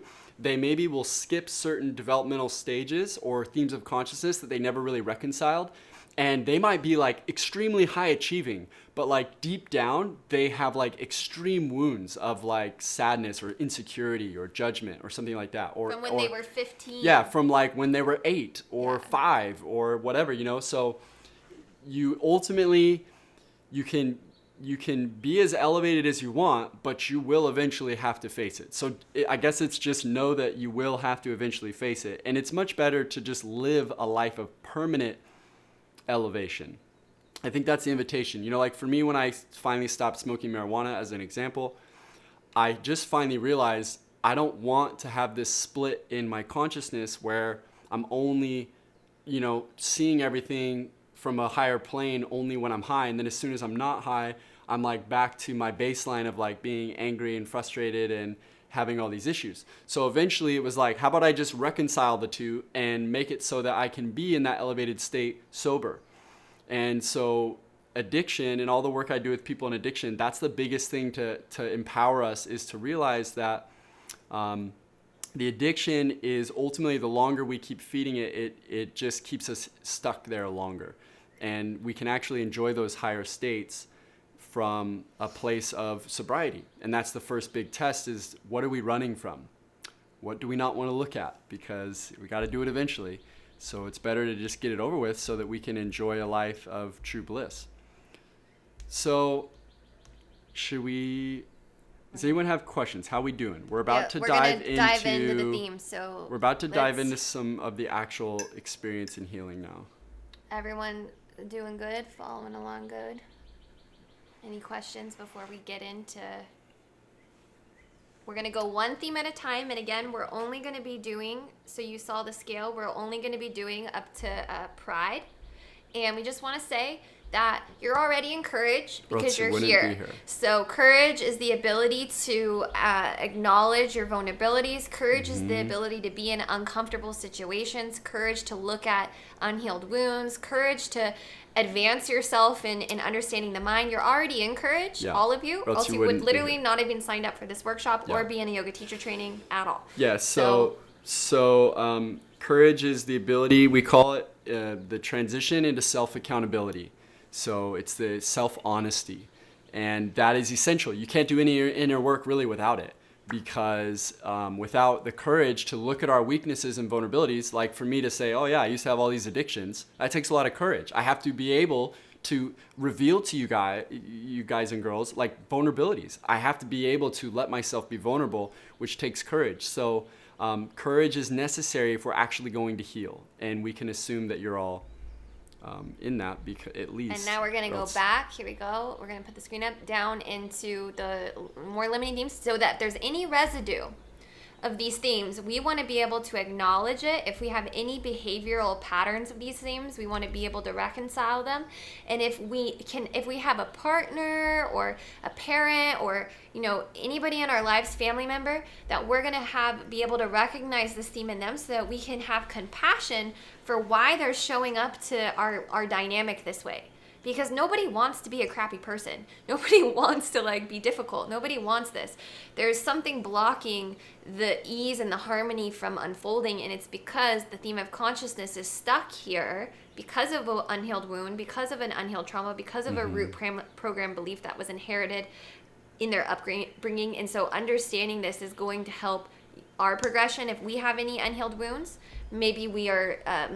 sometimes we're even projecting these onto other people and we don't realize we're doing it, or we have some stuckness or somebody else. So those are the reasons for it. You can work all ways, for yourself, for others, for healing, for identifying. So one thing before we get into the themes is we want to really make sure this part is clear, just real quick before we dive in, is understand that we inherit these things. Try not to take them so personal, because your ego, your human ego, your sense of identity will make it about you. And we're going to talk about that in a minute. But before we get into them, it's kind of like a caveat. It's kind of like just to make sure we're all being safe here. When we look at these things, you have to understand that they are inheritances. They're things that we're taught to, but it does not mean they're true. That's what's important. So if I have this trauma of a horrible molestation or a rape experience, I have to really make sure that I don't associate myself as that instead it's something I went through, and it is something that maybe I have an experience with, but it is not my true self. So it's just something to just be mindful of, to make sure that we want to understand that the themes of consciousness are passed down. Ignorance is passed down. Suffering is passed down. So because these first couple weeks, we're going to be looking at all the shadow stuff. The reason why I'm saying all this is because these first couple weeks are a little more like the shadow, the unblocking, the removing, the not self of humanity, the shadow side, my dad hitting me and abusing me, or things like that. Like, these are the stuff that sucks, but I have to heal it. Because if I don't look at it and understand that it was not me, then I'm never going to feel complete. I'm always going to be this wounded person because I won't have let that go. I'll think, well, I'm the problem.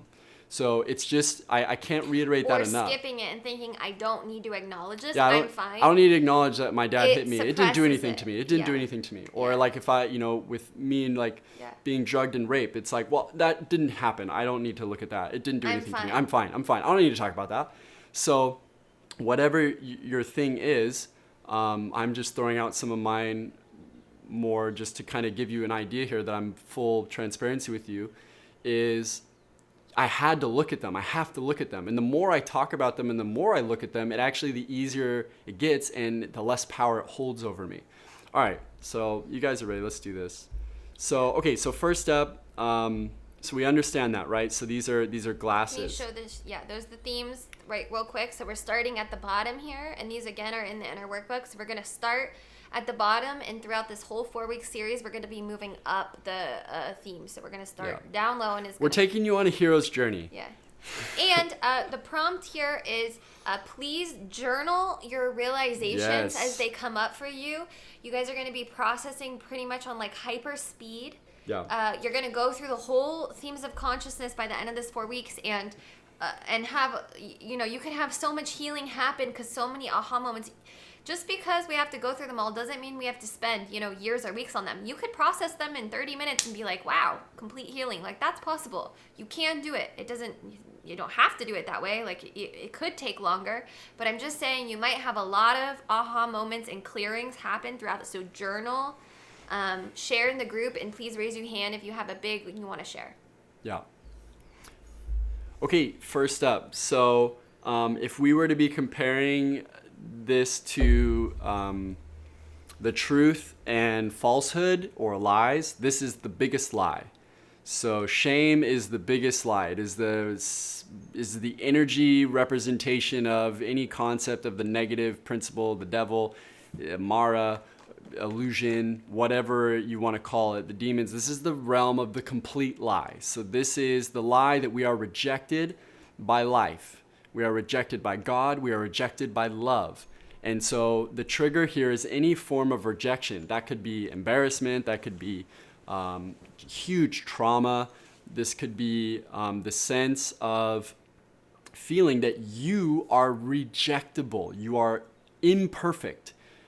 Stuff like that, right? So these are all lies. These are all lies. It's also the belief that you've done something in your life that is beyond forgivable. Like, you can't ever be forgiven for it. You can't ever be a new person. It will always be part of your identity, and you'll never be able to, like, that can't ever be wiped clean. Yeah. Like, it will always be there. You'll always have that imperfection spot on you, that stain, and you can't ever clean it off.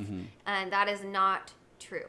Okay. So any belief of that you've ever done something that is unforgivable is not true.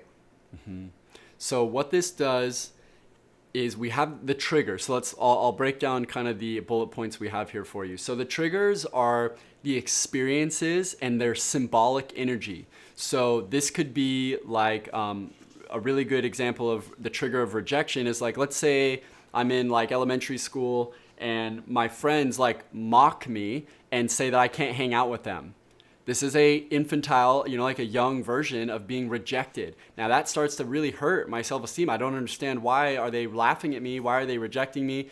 I must be unlovable. So the root program now is the belief system that my mind takes on and thinks I must be this. So in reality, these other kids are the ones projecting their stuff, but our mind naively makes it about me. I must be this. So if I get rejected, I think I must be unlovable, and that's the root program. So now it starts to form this belief that I am the problem. Another way that this can happen is if you had a absent parent. So if you had a parent that you felt neglected by, in which as a child is literal rejection, that you were unlovable or not worthy of being a part of their life. A common one is like the father not being present in your life. you might have formed a belief that maybe you're not even conscious or aware of, that there's some part of you that's unlovable. Because why didn't my own mom and dad, who when you were a kid, I mean, they're like God to you. They're like, if they're supposed to unconditionally love you. So if you ever felt an ounce of my mom or dad didn't love me, you might have carried this wound of rejection in some way that could be not yet resolved. And that which leads into the root chakra, the sense of belonging and safety and being here. Because your root chakra is all about your foundation. It's all about your family dynamic. It's all about, I deserve to be here. And I actually want to show you guys this book real quick. So, because we're going to be going through the chakras. Hold on. They can't. Hold on. They can see. We're on screen share. Yeah, can you guys see that? This is it's kind of heady. This book is in our teacher training reading list. It's Eastern Body, Western Mind. Yeah. And this has all of these. She doesn't talk about themes of consciousness, but it's all about she talks about the chakras and the developmental stages of the chakras and the different traumas and parenting that could have stifled our development in that chakra. So shame is correlated to the root chakra. She has a little bit of a different interpretation than us. We're correlating. She has her own ones, but we use the theme of consciousness, so it's a little our own interpretation. Yeah. But it's good for the psychology buffs that, and I want to say, because it is very psychology. She's pretty heady. You can have a theme of consciousness in any chakra. Like you can have shame in a different chakra, but more than likely, the most common places we feel when we're analyzing all these things is that shame mostly correlates with your belongingness, your sense of being here, because it's the root. I exist. I deserve to exist. Yeah. So shame. And I deserve to be loved. Yeah. I am lovable. So now the healthy expression usually, right, when we come into the world would have been like, oh my gosh, like rejoice. This being is arrived. And so the mother, father are completely loving and completely accepting and welcoming. So that's the root chakra, if we were to talk about the root chakra. Since we're going through this, the ask for you all too, if you would be so vulnerable, is to share as these come up for you. If you're like, I feel that, I struggle with that, please type it into the group, because this is a part of your cathartic healing. This is a part of like the group's healing, is to recognize, yeah, sometimes I didn't feel loved by my parent, or I didn't feel, do you have that? And share it. And yeah. And ultimately we all have been exposed to all of these. So if I were to just voice one of my own, I was shamed by my parents all the time when I made mistakes. It was always my fault. A really good, really easy expression that parents tend to misuse is, you should have known better. Guilt. So yes, but it also can lead into a painful sense of shame, because you feel so wrong as a being. And that is going to be similar to guilt, but it's just this sense of like, you're not how you're supposed to be. So whenever, you should be ashamed. Exactly. Is a good one, yeah. It's like, you should be ashamed of yourself. Shame on you, right? Mm-hmm. So these are subtle, but my own forms of shame too are just embarrassment. Just, being mocked, being embarrassed. Other kids, my parents, when I would get in trouble, being laughed at, my siblings, right? Deep shame. Ashley has, with your mom, this sense of belonging. Yeah, I don't know if my mom is in here. I think she might be in here, but if she is in here, I love you so much. And my mom, she's healed now. My mom was addicted to narcotics, like my whole upbringing, and she's like totally woke now and like healed and sober and all kinds of amazing things.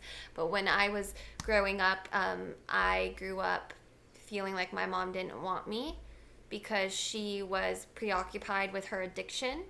And I was always in the way, and I felt unwanted, and I had been told I was unwanted, and I grew up feeling like my mom did not want me, and I felt rejected by her. But this feeling I had from my mom was an ancestral trauma that actually her mom passed on to her, and her mom's mom passed on to her. And I've made so much peace and healing, and as we keep going through these themes, I will, yes, I'm here, Bella, my mom is in here. And my mom's actually healing this right now.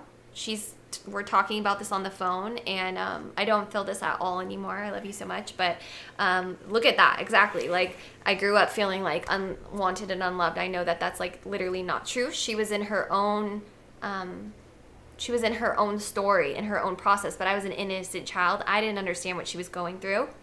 So I felt rejected by her. You know, I didn't know what she was going through. She had me at 19 and didn't have any parental guidance and was on drugs as a teenager. She didn't know any different. So Okay, beautiful. So thank you all for sharing. These are powerful, powerful things. And the most important thing as you're processing and kind of bringing up your own right now is you're expressing it. Now the next step is to realize that was not you. That was not yours. When we are shamed, there's this total random movie coming to my mind called The Tree of Life. It's a really random, deep movie. And there's this part, though, it's all about this like child. It's got Brad Pitt in it, and it's this concept of these. It's following these kids' lives, and they're realizing that this father passed on the shame. And there's this really powerful moment halfway through the movie where he's like, the Brad Pitt, the father, is like having a moment because he's realizing like, I passed my shame onto my son. And that is how this works. When we have something, we project it onto others. So whatever theme of consciousness we are, we project that onto each other. So when our parents struggle with their own stuff, or our friends or our siblings, or some of you said like stepdads or stepmoms, they project their crap. I'm trying to get better at not cussing.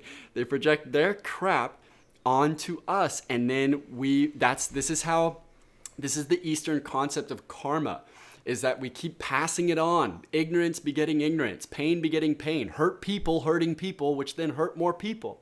So we are stopping that by all of us being here. You can really commend yourself because we are stopping the narrative. We are changing it, and we are finally, calling it out and saying enough. I don't want to project this on anyone else. I'm going to break this cycle, and I'm going to heal this. go ahead, Brianne. You raise your hand. Yeah, just so click unmute and then go for it. Okay, cool. So I don't know if this helps anyone, because I didn't understand it all. So I think it's cool that you're bringing it up, because my dad explained this to me, and so I was like, what? But so he explained that when he was growing up, he had a lot of negative opinions on his dad, and he hated him. But then as he grew older, he realized that all of those emotions, all of those feelings were actually from like how his mom felt and expressed towards him as the son about the father, because his dad was actually most of the time out of his life, and so he really didn't have like any experience with the father. I'm not saying that he, what he did was right or whatever it was, but he actually, like, all those feelings were actually just, like a sponge taken from what his mom experienced about his dad. So That is such a good point. Thank you for sharing that, because that's a good example of how we inherit programming. So he's listening and being told how to perceive and how to view his father, which I actually had this happen too. I was always in the middle of my parents' things, and I reconciled this. I learned about this actually from Wynn. She's in here. Being a surrogate parent, where the parent kind of treats you like the partner and talks to you about the other partner and like counsels with you even though you're a kid or a teenager, and forms your perception of reality or the other parent. And that is definitely something to reconcile and to pick up on. So it could come all these different ways. Exactly. It can come through so many. Thank you so much for bringing that up. And as we keep going through these, a big thing, obviously, because we're starting with one of the heaviest, shall we say, just kind of is what it is. Understand with compassion that whenever someone passes this on to us, they got it from someone else. So that is the only way this works. A loving, enlightened person does not pass on trauma, just so we're clear. Shame can only come from shame, which means it came from someone else to them. So a really good example is if my dad hits me and shames me, guess what? His father hit and shamed him, probably even worse. So you just have to have compassion, because we're breaking massive cycles here. We're breaking massive karmic cycles and doing this incredibly sacred work that will have an impact for untold generations.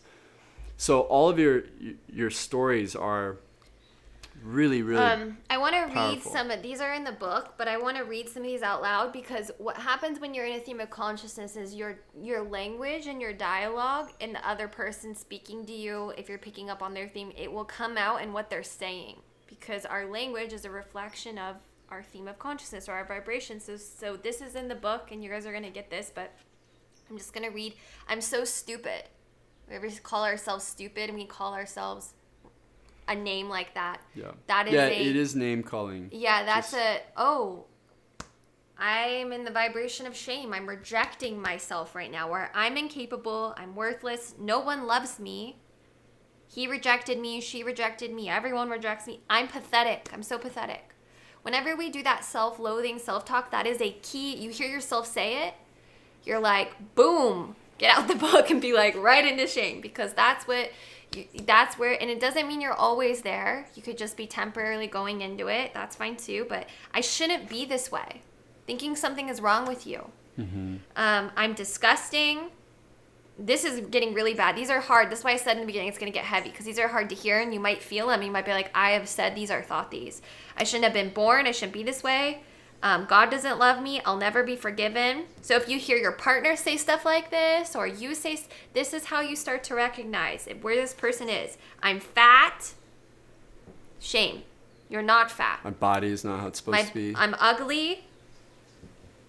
I'm lost. That one doesn't, you're not lost. You're exactly where you're supposed to be. So, here's another one. They are disgusting.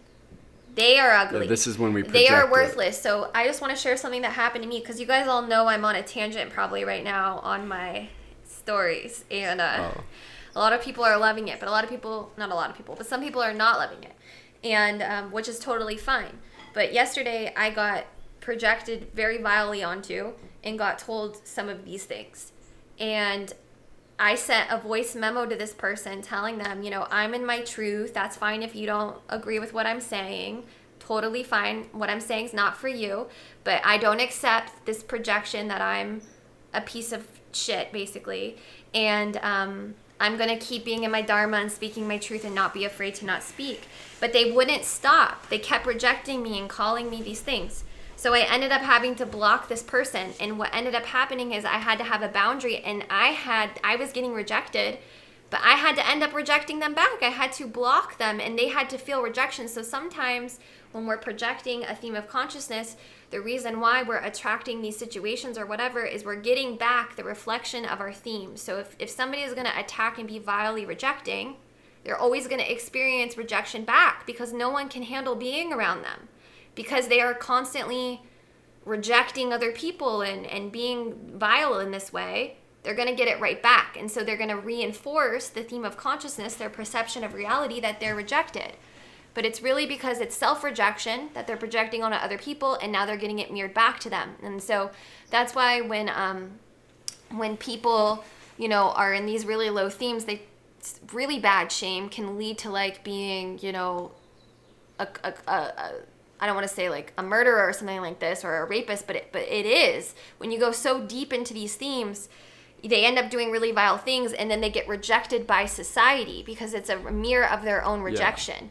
So, but they're violating, someone else's sovereign ability to be safe. So they're going to keep mirroring to themselves their own rejection. Now, ideally, we're all enlightened and we can hold space for stuff like this, but in the moment, I was dealing with my own themes of consciousness of being projected onto, and I had to have that boundary. More importantly, though, we are going to talk about there is a healthy expression of this. Right. So your reaction was the healthy expression of it. That's what I felt I had to do, and so they got mirrored back rejection that they were. I'm sorry, I'm triggered.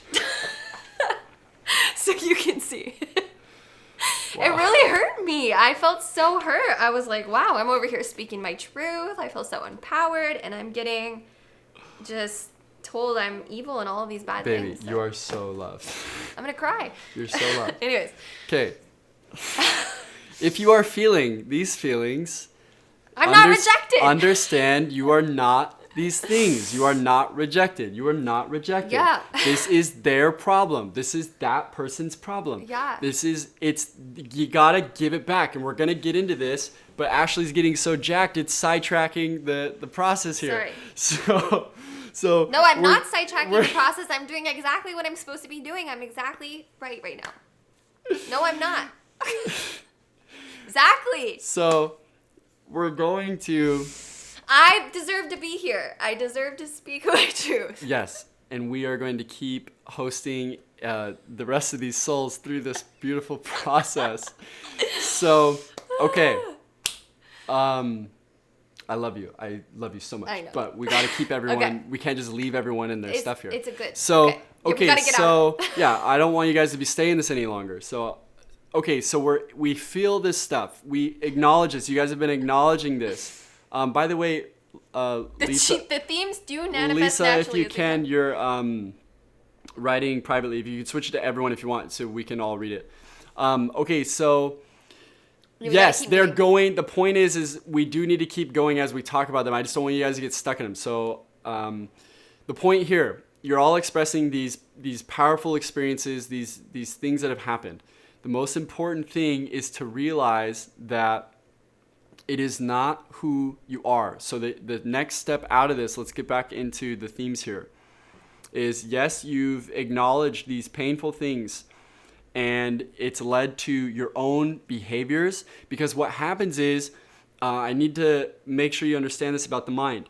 When the mind goes through a trauma, it then says, I am this, and then to reinforce that, it starts self-sabotaging to reinforce, because it's so obsessed with making sure something is true and consistent that it will adopt negative self-sabotaging behavior even if it proves an effed up thing. So if it says, I'm unlovable, it accepts that and then goes on acting in a way that's unlovable. So this is going into Ash's concept of people. I said this is the theme of all atrocious behavior. This is your genocide, your serial killers, your rapists, all the nasty of this world, the dark stuff. This is the dark realm of humanity. And what it is the mind naively thinks, I am unforgivable, I am rejection. And then it therefore acts that out.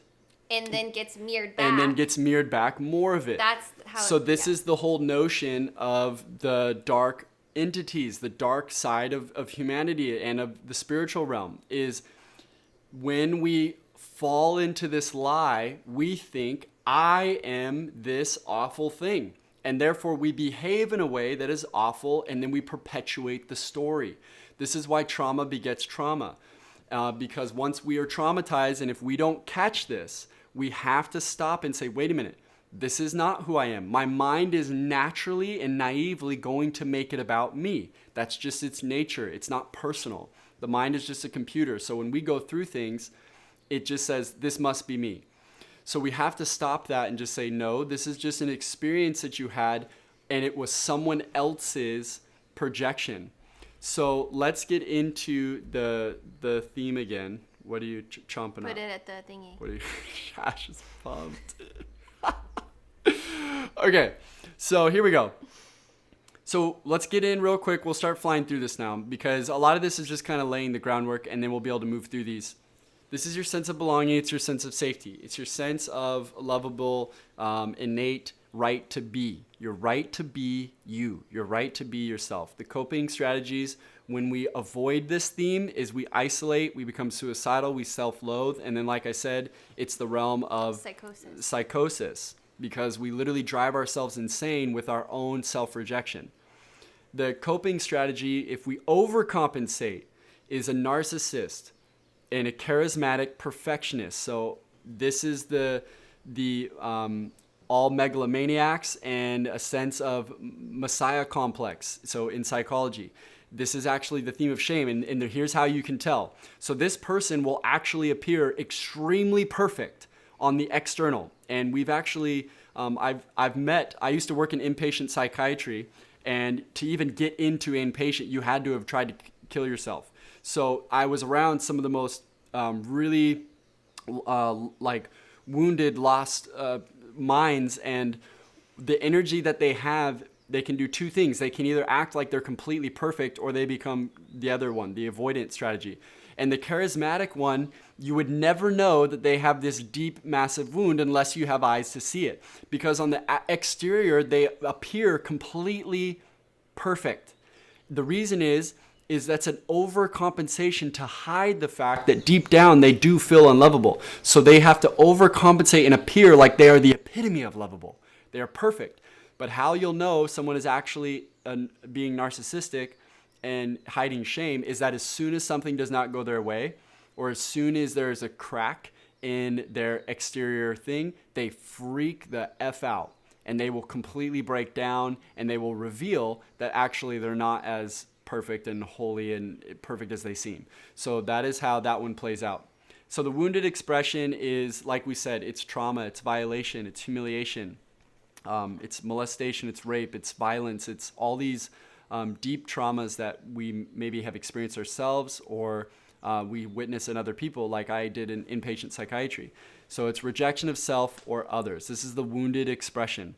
When we have a wound of shame, we often project it. We project whatever theme we are. So we might humiliate others. Where have we humiliated people? Where have we rejected others? Where have we mocked others and made them not feel loved and made them somehow feel wrong? The healthy expression. So here we are. Shame does have a healthy expression. It's if I, like when I was a little kid especially, if I get frustrated and hit my sister or something, and I hurt her, I violate her sovereignty, a healthy form of shame is for me to reflect on the fact that I hurt someone. So it's not that I am unlovable, it's just that I don't get to play with the other kids for a minute. I need to reflect on the fact that I just hurt someone. Like that saying, like, I feel ashamed, but not like it's not like ashamed I am that shame. I am unlovable. My action was... And I reconcile that. Exactly. Like, I am aware of it. Exactly. So there, and if you don't have shame, this is in psychology. This is a sociopath. This is a psychopath. Which is the overcompensating. It's the overcompensation, and I don't believe that they can't. It's just that they won't, because no one knows the theme of consciousness and can walk them through it. So a lot of things that in the psychological world I totally disagree with, because they're not seeing that there's actually a spiritual reason why they don't have empathy and won't take accountability. It's because it's too big. It's because they're hiding something and they don't want to look at it. But they will say it's a chemical thing. Yeah. But the chemical thing is a mirror of consciousness. Yeah. Everything when the comes from consciousness changes, the hormones change, the neurotransmitters change, everything changes when consciousness changes. So if you can get somebody to reconcile with this vibration and this theme, the brain will heal, the body will heal. And guess what they need the most? Love, love, love, love, love. People in shame need the most love, because this is the most lost and confused here. So the healthy expression is to reflect, to take like acknowledgement of an action, not you, but the action is not okay here. This is the kid on the playground walking around hitting everybody. Like, no, you don't get to walk around and hurt other people. So this is the reflection there. So the transcendence is, I am innocent and I was acting from unawareness. So again, I didn't know that I hurt you. I didn't understand. I didn't know. I'm so sorry. I didn't know. Yeah, but the real moving here too is most of the time, as shame was projected onto you, is to give it back. That's the innocent part. And this is when we head into guilt and judgment, which seems so like, no, you should never judge people. You should never guilt somebody else. We're always told not to do this, right? But it's actually a progression of healing to say, that was this parent or this person who raped me or whatever. I'm not vile. I'm not disgusting. They did that to me. I'm not broken. I'm not broken, and I give it back. They were broken.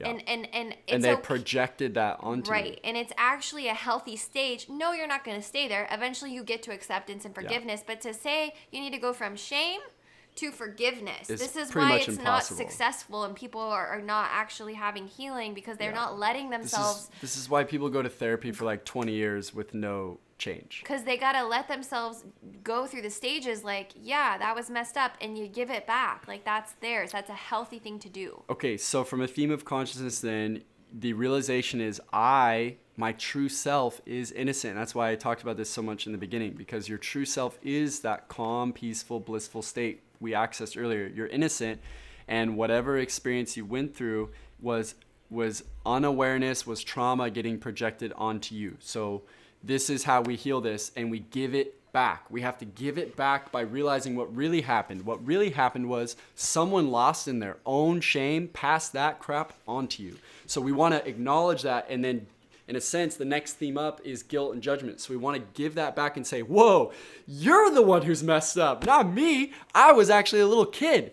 You did some really crazy stuff, and this was not about me. And I know some of you are like, freaking A, I can't let myself do that. That seems so unloving. Like, you get there. You'll get there. Get there. Like, it's okay. So I want to read these together. I want everyone to say them. That's I know, what I but want to do. time I know, but is it's of so the important. essence. This is more important. So we're going to do it.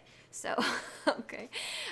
Can you all unmute and sit up nice and tall? And I want you to think about, where was shame projected onto you in your life? Where did you feel rejected or unloved or misunderstood, not worthy, not loved, unforgivable? Worthiness is a good one, yeah. When did you feel that? And who gave it to you, type of thing? And just sit up and put your hand on your heart, and you're going to repeat. We're all going to unmute, and you're all going to say these affirmations. We're going to say them together. So I'll say them, and then we'll all say them. So just hopefully you're making some connections of like, dang, I've felt that. I felt unloved. Or maybe you still feel it in certain places or certain relationships. Mm-hmm. So we're going to put the hand on the heart, and we're going to say this with an inner knowing of, I am innocent. I am innocent. I am always loved. I am always loved. God unconditionally and always loves me. God unconditionally and always loves me. I am pure. I am pure. I am perfect as I am. I am perfect as I am. Others' opinions of me have nothing to do with me. Others' opinions of me have nothing to do with me. I forgive others, for they know not what they do. I forgive others, for they know not what they do. I let go of any shame projected onto me. I let go of any shame projected onto me. I am loved as I am. I am loved as I am. I love myself. I love myself. I matter. I matter. My existence matters. My existence matters. Okay. That is the truth.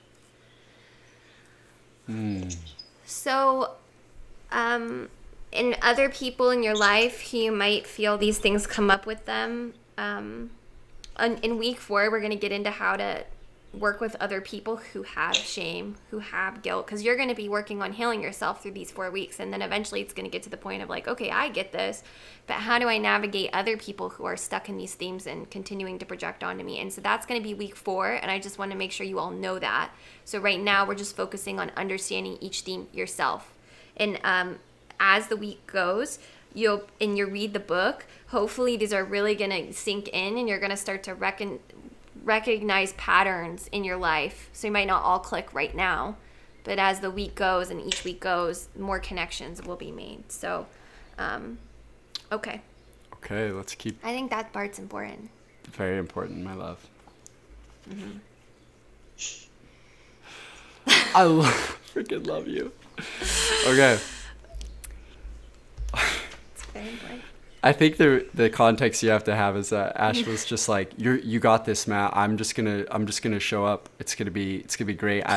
And I was like, yeah, right. You're gonna show up and like take it over, and you'll have a million things to say. And she's like, no, really, I'm so tired. I'm just gonna let you do your thing. Called it. Okay. Here we go. Okay, so moving on. So go ahead and hit mute if you can on all your guys' mics again, just for the sake of noise pollution, and then we'll unmute him again in a second. Okay, so here we go. So as you give that back, so we're going to take you on this healing journey, you give it back to the other person. You have to understand that at our core, every single one of us is this, Christ consciousness, this universal source, this Brahma consciousness, this divine spark, this innocent perfection, purity, wholeness, just pure, blank, beautiful consciousness, innocence. You have to understand that every single one of us, even those we just talked about, the most painful, vile people that are acting out of that shame wound, even them, every single person on this planet at their core is this perfect, innocent little child. Now, we come into this world, though, and these wounds have already started, right? Humans have been around for a long time, and so we come into the human experience, which has already a bunch of baggage. And all of us are the divine sparks who are looking at this narrative that's playing out on the planet. We're like, what in the heck is all this pain and suffering? And that is why we're all here, because we don't agree with it, because we are more aware of our true self and we think something's amiss, something's weird. And that's why we're on this healing journey. That's why you're here, is because you feel it in your heart that something's not right. And that's because it was pain begetting pain. And now this moves us into guilt and judgment, which is, yes, if your innocence got projected onto, you need to give that back, because it is actually theirs and it was never yours. If you came into this world and you start getting abused or molested, that was not your fault. If you came into this world and you got shamed for being you, that was not your fault. That was that person's problem. If a lot of you shared like your parents, shaming you for things, that was your parents' stuff. That was it, but no one knows this. No one's conscious of this. No one has a psychology background. No one understands this. So parents are passing on these traumas unknowingly. So we have compassion, but we do give it back. So the triggers for guilt and judgment are perceived mistakes or wrongness. So, for example, someone is shamed or molested. That is a mistake or wrong in the sense of it violates a total spiritual principle of sovereignty and totally taking someone's right. It's like violating them. So the root program here is I am wrong or others are wrong. So it's either becomes about the self, or it gets projected. So the trigger is you'll know guilt and judgment whenever there's a perceived mistake. So whether you mess up at work, or whether you do something that you see as sinful or bad, these are all the world of guilt and judgment. Now this theme messes people up a lot, especially in religion, causes a lot of suffering. And so we really want to help correct that and heal that today, because again, as you're starting to already see, as we healed the deepest one of shame, is you are not wrong. You are not the mistake. The action may have a really bad consequence that brings a lot of pain and suffering, but you yourself are not that. So some of the thoughts that you can identify, if you have this theme or this vibration as a consistent theme for you or someone in your life, is they will say and think things, or you will say and think things like this: I should have known better. Mm-hmm. Boom. Saying that, I should have known better right away. Like, how many times do we just casually say that? That is a vibration and frequency of guilt and judgment. Yeah. Or you should have known better. They should have known better. He should have known better. This is wrong. You are wrong. They are wrong. Mm-hmm. This is unacceptable. I deserve to be punished. They deserve to be punished. Yeah, punishment. This is unforgivable. How could they? This is wrong. They shouldn't have. They should be punished. What's this? There needs to be justice. Mm-hmm. This is so unjust. They broke the agreement. They disobeyed. This is immoral. Things like this. It's like, it's all about guilt and judgment. So if you have this pattern in your brain where you're constantly filtering yourself and judging yourself, if I should have known better and I didn't say the right thing or do the right thing, or you're judging other people like that, and it's a neurotic habit that you're perfecting other people, that's the guilt and judgment. Yeah. Now, I had a lot of experience with this, being raised in a very intense Christian upbringing, and the Western world, I've noticed, tends to have this is a big wound for the Western world, because Christianity has been, in particular, very, very, I'm just going to, it's just from my own bias, as obviously I've been talking to you, what I think real love is. It's been very misinterpreted and projected in a really negative way. If it makes you feel wrong, that is coming from an untruthful place. And so this has been used for thousands of years to control people and to manipulate them into making them obey. And so Ash was reading some of those triggers is, if I can get you neurotically paranoid about making mistakes, then it's really easy to control people. So this is all about the chakra of the sacral. It's the sense of repression or impulse control. I think it's important to note that when Matt's saying that, this is not to say that we, like, Christ's teachings are Oh, true. yeah, absolutely. We're talking about... We're saying the misinterpretations. The misinterpretation of Christ's teachings. You know, like the concept of, the crusade concept of Right. like literally going and killing for, like, Yeah. hopefully we all have the awareness of realizing that those types of expressions of spiritual truth is not correct, and that or was shall we say the not most what loving. Jesus taught. He taught unconditional love. So we just want to make that clear. Is we're not saying Christianity is wrong. Yeah, we are totally followers of Christ. So by all means, I'm just clarifying, because as a healer who's dealt with this and seen this wound over and over and over again with people, that was not the intention. It was a misunderstanding, and someone in guilt and judgment passed it on. And it's actually sad, because it turns people away. Totally turns them away. The beautiful teachings of whatever that religion was, whatever it was. It's in Eastern religions too. It's the people using it this way, and it turns people away from the spiritual concepts, because now they want to have nothing to do with it because of their experience, which really was the people, not the initial philosophies and teachings. How this manifests in Eastern traditions is blaming you for your karma. Yeah. Again, the Aryans who came down from the mountains and, kind of took over India, there's even from a political standpoint, they said that teaching them this form of karma was a way of keeping them entrapped, because they were like, oh, you're poor because that's your karma, so you're just going to stay poor, and we're not going to let you you're now change. You're now untouchable, and you're stuck in this caste for the rest of your life, and so you're controlled by your karma. So there's a lot of ways that this gets misinterpreted no matter what religion. You could give me any one, and we could break these down, because remember, they're universal. So guilt and judgment can get misused with any spiritual teaching, and it's the sense of making you the problem. You are the wrong one. And I hope you're starting to realize, like, okay, I'm always the pure, innocent one. It's these false beliefs that cause the pain. So the root program becomes, I am wrong or others are wrong. And this causes a lot of suffering. Now, what this is all about is choice making.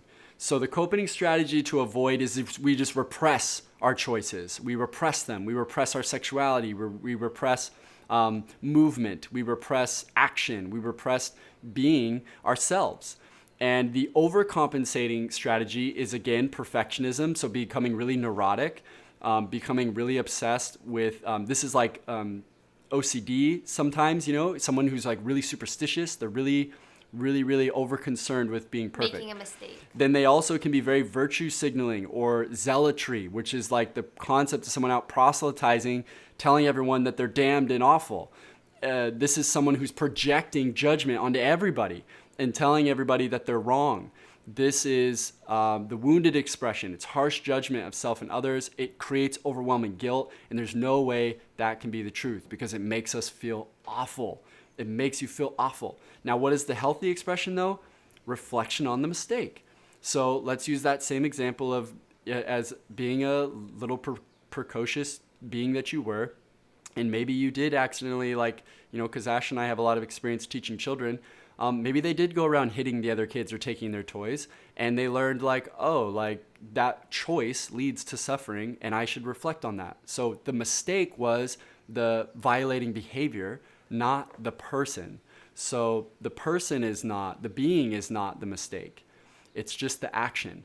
And if this would get corrected when we're children, then it wouldn't develop into a psychological neurosis. It wouldn't develop into this paranoia that we're going to get judged. We would just be like, oh, I get it. when I do that, it has a really painful consequence. So I'm just going to not choose that anymore. And it helps us learn really quick. So the healthy expression of guilt is just reflection on choices and realizing the transcendence is to replace them with consequence. Just understand that if you go around hitting the other kids, they're not going to want to play with you. It doesn't mean you're a mistake. It just means your choice has a consequence. And if we can just understand consequence, then it allows us to just move on in an empowered way rather than a disempowered way of like, oh, woe is me, I'm always wrong, I always make mistakes, and therefore I'm just going to stop choosing things because I can't control myself, and therefore I'm going to repress myself. A good thing that to keep in mind is that to notice if you get stuck in guilt and judgment is guilt and judgment doesn't let itself learn from the mistake and move on. It thinks it learns from the mistake. Like you learn from the mistake. You're like, oh man, I totally messed up in that aspect of my life, or I ruined that relationship with that person, and I coulda, shoulda, woulda done better. But then it expects itself to, it holds itself accountable that you should have known that the first time, when really the only reason you know that is because of the experience you went through. You had to go through the mistake to learn what you know now, but guilt and judgment won't let that be the case. It's like, well, now I know it, so I'm going to hold myself accountable to I should have known it the first time, when the only way you wouldn't have known it is if you would have messed up. So guilt and judgment has to reconcile that it needed to go through that experience to know what it knows now. And Matt has guilt and judgment of perfectionism, and I want you to know we might not make it through all the themes, and it will be okay.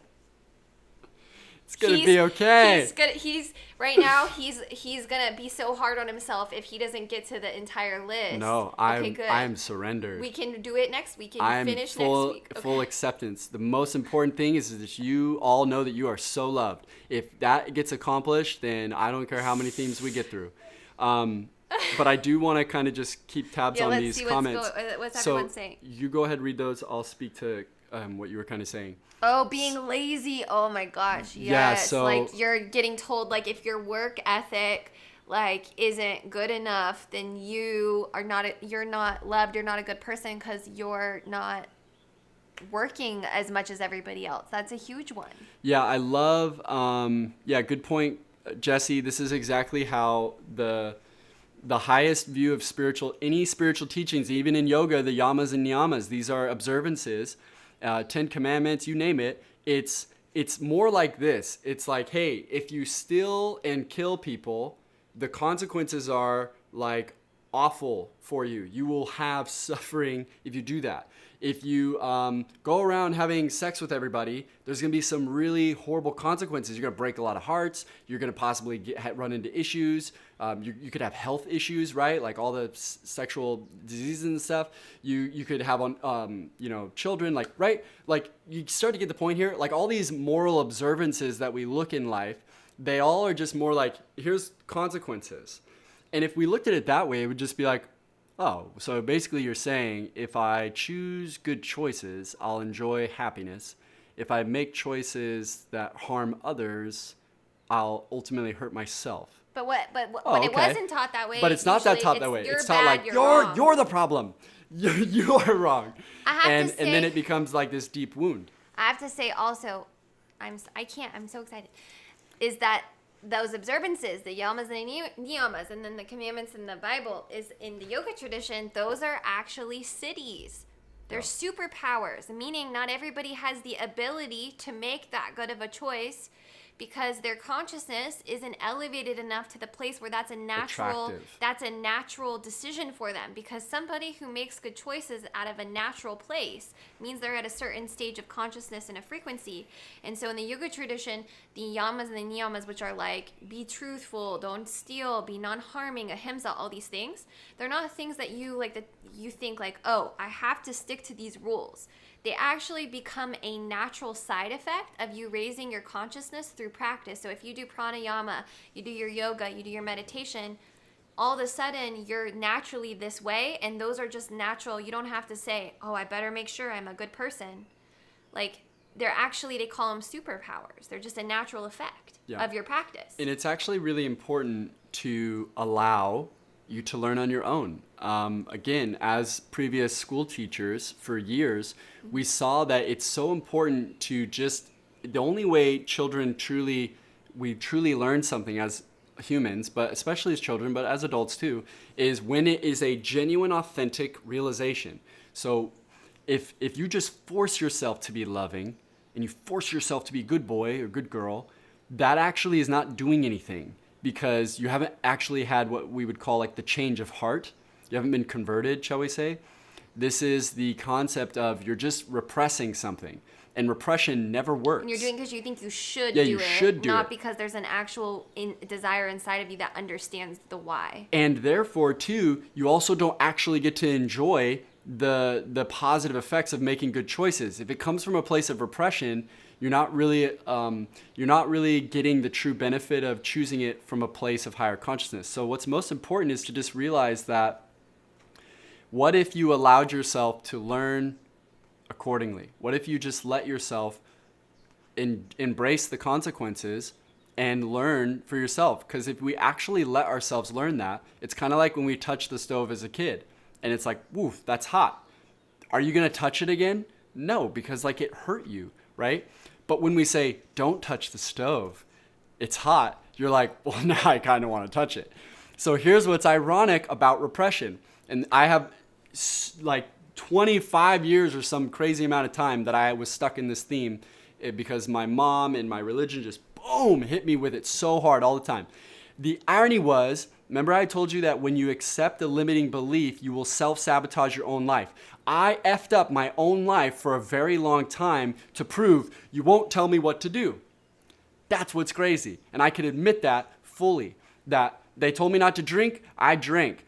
They told me not to have sex, I went and had sex before marriage. They told me to not smoke and try drugs, I tried drugs and screwed up my life. I self-sabotage my own life because I'm trying to say, I'll learn for myself. Okay? That's why it is the chakra of, it's the sense of repression. If you tried to it's the sacral chakra, which has to do with repression, emotion, action, desire, pleasure. Now, a lot of these observances are usually around pleasure, and so that's why it's so related to the second chakra. But it is also the third chakra too, the sense of the individual will and decision making. So it's worth noting that when we try to force ourselves to do things, it usually leads to more problems than solutions, because we will start self-sabotaging to prove our God-given sovereignty. We all are obsessed with free will because it is our nature. We all sense it. Subconsciously, we know I'm supposed to be able to make my own choices. And when it is forced and it's not just offered like, which way would you like to go, then we feel a sense of entitlement to need to prove that we cannot be told what to do, even if it means destroying our own life. It's really crazy, and it's a really interesting thing to ponder. But that is the nature of the mind and how it works. It will self-sabotage in order to prove a point. Another good way to identify this is, even if you're a parent or if you had parents, is like, why'd you do that? Like when the kid drops something or bumps something, or that we don't even know is projecting guilt and judgment. Because it's like, well, if they knew they weren't supposed to do it, they wouldn't have did it. And if there was an accident, now they feel like they did something wrong. And it's this really subconscious theme of consciousness, guilt and judgment, coming out in a projection of, why'd you do that? Right. And be mindful that that is a projection of that, because it just is what's happening. And the response that we can have that doesn't entrap somebody into this theme is to just be like, oh, interesting, that broke. Let's talk about it. What happened? Like, oh, it broke. Okay. Are you okay? How do you feel? What can we learn from it? It's just like a natural consequence that now is going to be discussed, instead of like, why'd you do that? So Lilia, that's a really good example. Ironically, we learn slower when someone's telling us what to do. So here's the irony. Again, I ended up living the exact way my parents wanted me to live. It just took me 15 years of self-sabotage to get to the same conclusion. On your own. On my own, because I needed to make it my own. So Lily, that's a perfect example of, she's like, if you would have just listened to me, you could have done it. And it's because we all naturally want to decide for ourselves. So if you have kids or you're in a relationship and this ever becomes relevant, or within yourself, release the need to, release the like, it has to be this way, or you should do this, or you shouldn't do that. And maybe entertain the idea of just being like, here are your options. Notice that if I present you with options, it changes the energy dynamic of like, at the end of the day, you get to choose. So you have to have the opportunity to choose for yourself. And if you choose for yourself, then it will really stick. This is how we all truly mature and learn. So the transcendence out of, if you find yourself, if you're a perfectionist, you won't, if you're somebody who's like, you won't let yourself start things because you're obsessed with them being perfect before you even put it out there. This is a blockage. You have guilt and judgment as a theme of consciousness because you're obsessed with being perfect, or you're repressing your ability to like do the thing you wanted to do because you think you're not going to be good enough. You have this self-judgment, or you say things like I already said, like, why'd you do that? Or I shouldn't have done that, or I shouldn't have said that. I shoulda, woulda, coulda is all guilt and judgment. Regret. Yeah. The way out of it is to just let natural consequence happen. And this was actually one that me and Matt had to work through in our marriage because I didn't grow up with this strict Christian, like, repression thing. He did. And so when we first got into our relationship, he was like obsessed with that with us. Like when we go out in public, he was like, everybody, what are they going to think of us? Like if I'm like talking too loud at a restaurant, or like if it's like preoccupation with being judged. Something, like he'd be like, why'd you do that? Like, and I was like, I felt it immediately because I was not used to it. And I was like, what the heck? And we realized he's stuck in this theme. So the way out of it is just to let the cookies crumble. Let the cookie crumble as it is. Let the universe fall into place. Let the natural consequences play out. And you don't be the judge. You let God, you let the universe, you let the world naturally have its consequence. And even with children, letting them learn from their mistakes instead of projecting onto them. Yeah. I want to say these things before. I know I feel so rushed. I just want us to talk about this forever, but we're so behind, but it's okay. I actually told Ash we could probably talk about the themes of consciousness for the entire 4 weeks and it would still... I know. We're trying to get through it in one. There's crazy. Just so much to say. So if you want to turn on your volume for these, if you've felt this, if you're like, F that, I'm ready to give that crap up. I don't want to feel that way anymore, and you're ready to say it, you can turn your mic on and we'll repeat these and give back the guilt and judgment. We'll do that. Hold on 1 second. Yeah. I want to address the one for Jaylee made a good point on parents. I fully agree. And obviously we know because we've, taught, hundreds of little kids. So we get the concept of kids and how it's weird because like you want to save them. But if you can practice this, I promise you still get the same result. In fact, it sticks. Because if the kid actually absorbs the lesson, then they don't need to keep choosing the bad choice anymore. Because it will actually, like, they'll get it. Let it play out and see the natural consequence. Once I experience the pain of my choice over and over again, I finally realize, okay, I don't want this anymore.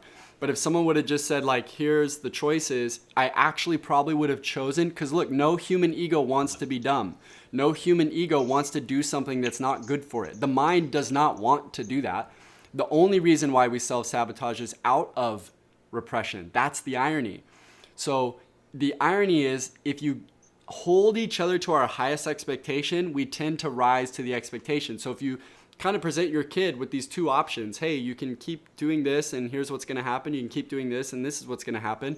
But you know what? You're so smart, I know you'll figure it out. Then they're like, you're right, I will figure it out. So you want to encourage their empowerment and then when they make a mistake, it's not like you chose wrong, you're gonna get guilt and judgment.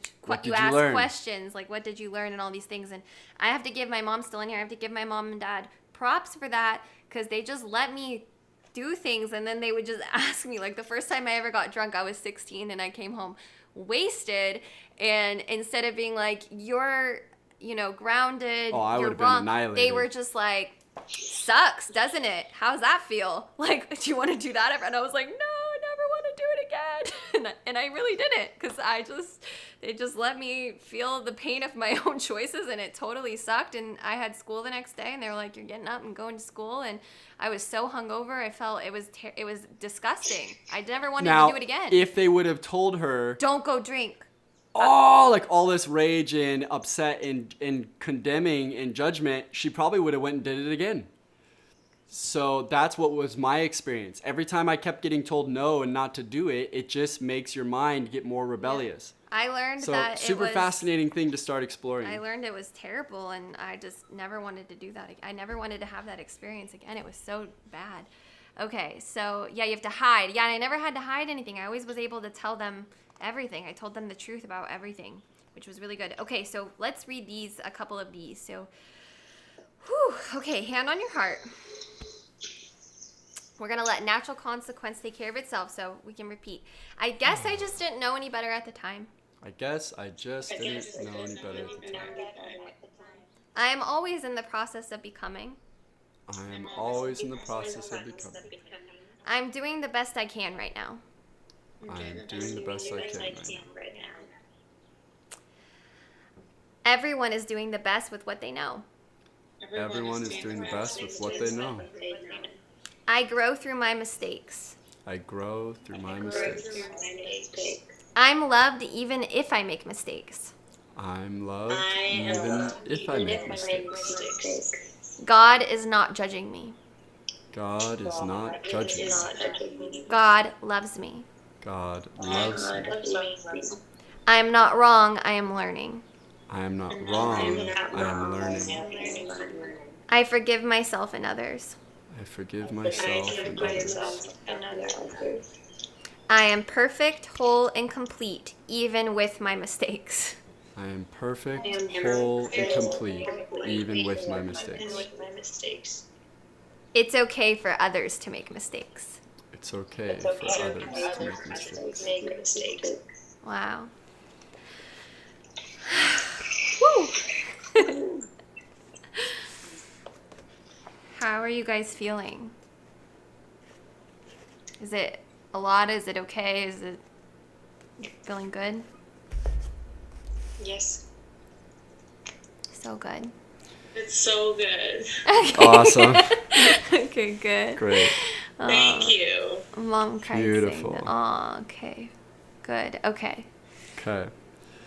So if you're feeling a lot and it's bringing up a lot for you, just keep... maybe that's a good part to mention that there's more support. So Yeah. two things. First is just keep going back to the realization that it is not the truth of who you are. These are things that you inherited. These are energies that were taught to you, modeled to you, or projected onto you. Mm-hmm. And the next thing is, if you, by the end of this, are still feeling like something big is still there and you're having a hard time move through it, reach out to us. That's write us. We're here to help. We would never just bring all this up and then be like, good luck. We're totally here for you. If it's something really big that you're like, hey, I'm ready to heal this completely, like you want to actually work on something at any point during this workshop, let me know. That's like literally what I do. I work with people one-on-one to heal and work through these things because we need someone from an outsider's perspective to help us sometimes, because if we're stuck in the trauma, it's too close. So the point is, you're totally supported, and whatever you need, we're here for you if it does feel like it's something big. And you might notice throughout this week it might come up. So I just want you to know, write us, please, for the love of all goodness. Know that we are here for you, and know that do not be shy. Write us on Instagram, email us, whatever you need to do, but make sure that you reach out so that you don't have to go through this alone. Lilia asked, can you be in the higher themes and then also still have some of these women lower themes? And the answer is yes.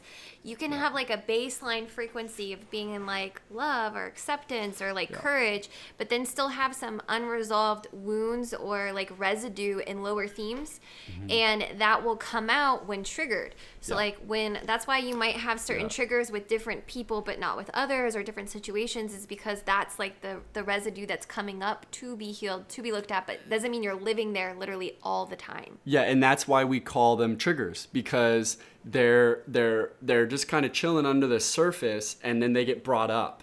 So whenever you're around rejection, you're like, ooh, that's my shame wound. Or whenever you're around mistake or wrongness, you're like, whoa, I still have an issue with that. Hey, I don't feel good. So, but your baseline might be like, like life is good, you're just cruising, and all of a sudden, boom, trigger hits you. And you're like, whoa, I have a whole wound here. Yeah. So yes, you totally can move on in other areas of your life. I don't know if we said this earlier, but even, for example, let's say like in work, your work life, you're in a totally different theme. Maybe in your work life, you're like willingness and acceptance and like reason and logic. Let's say you're like a scientist or something. You're just like really methodical with your work. But then like in your love life, maybe you're totally in fear or like desire or something like that. Grief, like abandonment issues. Or maybe with your family, you're in like guilt and judgment, right? Yeah. So in every relationship, there's a different dynamic. With every area of your life, there's a different dynamic. And they're all different stages of evolution and development.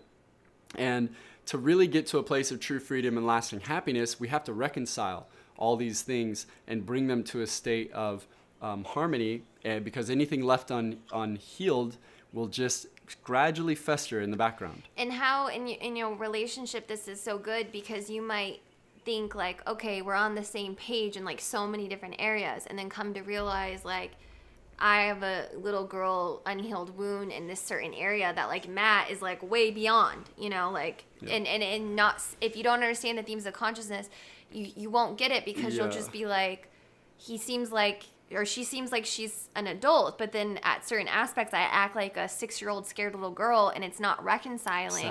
Because it's like, why are you acting like that right now? I'm throwing a tantrum. Because I literally have done this for, the first several years. I literally had panic attacks where I'd be in fetal position crying, not able to leave the house because my fear was so much that I couldn't even, social anxiety was so much I couldn't even deal with it. And Matt's like, you are a grown woman. Why are you acting like yeah, because like then say in our work life, she's like freaking epic superwoman. Yeah. And it's like, where is this coming from?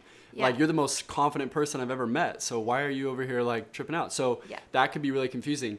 Something I wanted to speak to that too is, you just said this, right? Like, once you know your theme of consciousness, you might notice that you have different things to offer each other. Yeah. Right? Like, so let's say we healed a lot with fear with Ash, but I had healed that earlier in my life. Just given the experiences I had already made peace with that theme. So I could kind of like help her through that. But then lo and behold, I maybe had a lot of unresolved anger that I didn't process. And I just kind of moved on from it. Lo and behold, Ashley doesn't have a single angry bone in her body, because she's made peace with that energy a long time ago. So she can help me with that. And so that's kind of a fun thing. When you learn this, you'll start to see your partner's thing. And you'll be like, and not project onto them, that there's something wrong with them. It's more so, you can just be like, oh, this is where you are. Oh my gosh, I can help you. I love you. And I get this question. We get this question a lot. Is all like, the time. how do you know when, like, what do you do if like you have a partner and like you're seeing all this stuff and like they don't want to work on it and all these things? It's like, it's either you guys, you're okay with that and you have this acceptance for that, and you're just gonna, that they're not wanting to heal those wounds, or they're not wanting to do that, or you want to be in a relationship where both people are on this journey together. It's a personal decision. It's not right or wrong. It's just it's yeah, because at the end of the day, you can't force it. You have to have courage. Force people to the person has to have courage to want to do it and heal these things. They have to want to look at these things and heal them. Yeah. Okay. Keep on moving. I love you all so much. I hope you know how loved you are. Okay, next up. So when we accept the consequences, okay, if we were to keep taking a same example, right, we maybe did something shameful, or it was done unto us. We then healed that by moving into guilt and judgment, by giving it back. But then we also realized, well, what if I'm the one who made the choice? That maybe now feels, if I accept consequence, oh my gosh, that's really hopeless. I maybe feel, if karma is inevitable and I'm going to get that dealt back to me, oh my gosh, that can feel overwhelming. And so as we move through these, hopelessness is the sensation of, it's an inability to cope. It's like an overwhelm. So like, you accept that you will inherit your consequences, but that can all of a sudden make you be like, oh my gosh. Yes, so guilt and judgment moves you when you actually accept your consequences. Yeah, and you're like, okay, there's a natural consequence to this choice. I'm going to accept this, that there is going to be a consequence to this. You can move into apathy. And this seems like you don't want to go there, but but it's good. You're because you at least did acknowledge the choice. Yes. And the consequence. So you start to feel hopeless, apathetic, like, wow, I don't know if I can cope. It's too overwhelming to deal with the natural repercussions of this choice. So what's the point? Now there's no hope. Like, now I made this crappy decision. Here I am. Or What's this trauma point? happened to me, or yada, yada, yada, or right? I got molested and raped and he didn't go to jail, and what's the point? Yeah, like what's you can, the point? When you stop guilting and judging and you let go of like... And you let consequence play out on a long enough timeline. So you say, he should have went to jail. I should have got justice. Should you're putting the guilt in the judgment, but it doesn't. In natural consequence, in the story of life, for karmic, cosmic reasons we don't understand, it doesn't go the way you want to judge it to be. You can start to feel hopeless, and you're like, well, what's the point? I mean, things that are happening in the world right now, if there's no justice, we're like, well, this is hopeless. It leads to that, because when you let the world work itself out and you stop playing God, which is guilt and judgment, where you're playing God, and you let go of that, it can lead you to this. Yeah, the movie and the book, The Shack, is a really good example of healing. When she brought up playing the judge. My goodness. Yeah. Playing God as the judge, that movie and book does a really good example of healing that theme. That's what that book is helping everybody heal in a lot of ways, because it's about his daughter getting killed by someone. So when we have this inability, this overwhelm, and we really need to do two things. First, lean into the fact that no one gets away with anything. So since Ash brought up, what if it's someone who is, victimizing people, or out there being the perpetrator and passing on negative karma? If that is the case and they're not seeming to have any consequences, they are. First of all, there's the psychological level. As someone who has done dark behavior and been self-sabotaging, I don't get away with anything. If I'm lying, when I lied a lot as a kid to hide from the guilt and judgment, like some of you mentioned in the chat, if I lie, if I steal, if I cheat, whatever I do, if I hit someone, if I hurt someone, I don't get away with that. It weighs on my psyche, and it ruins my self-worth. And so no one gets away with negative behavior. It does wear on their psyche. And then there is the level of karma, which is something you'll just have to have your own testimony of. But to share with you my own, I know for 100% fact that everything I've done and do and think, and every private little thought or behavior I've held, comes back to me. I've seen it prove itself to me 1,000 times. And I've seen it in other people's lives too. And it's really, really fascinating. And it's just kind of like the realization that this universe is inherently just. And that is exciting ultimately, because it also means that there's good karma too. It means that as you choose, loving things, that love all comes back. So hopelessness can get triggered moving out of guilt and judgment to accept the consequences, but it can also just be triggered by any sort of life event that you feel now is too overwhelming. So like a loss of a loved one. Yeah, like a loss of a loved one, or even right now with like the lockdowns, or losing the job, or like anything that's it's too much, and you feel like this is overwhelming. And what ends up happening as a defense mechanism could be that you just go into depression and apathy. So I want to read some thoughts so you can tell if you or someone is in this vibration. They'll say things like, I just can't do it. It's too much. Or they think like there's no reason to try. They'll be like, I'll probably just fail if I try. It's going to fall apart eventually. What's the point? They might feel like they're incapable and being like, I just can't do it. It'll never be fixed. It's not possible. They might feel like in their depression that they're a burden, and be like, I'm a burden. You don't want me. No one wants me, because now I'm just a lump on a log, or a bump on a log. No one will help me. I'm a burden.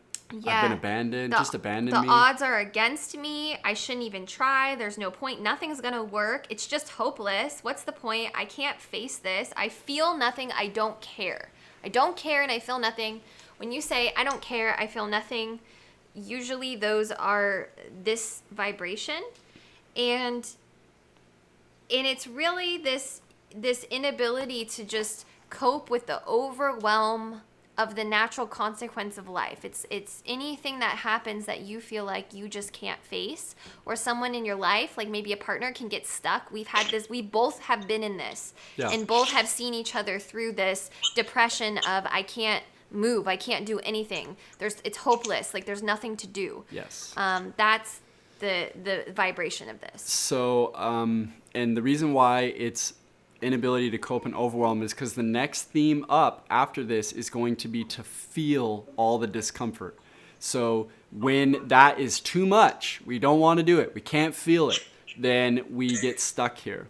And so let's go over real quick the coping strategies. If we avoid it, then we just stay depressed. So if we avoid asking for help, then we stay depressed. If we overcompensate, we act as if we can handle it.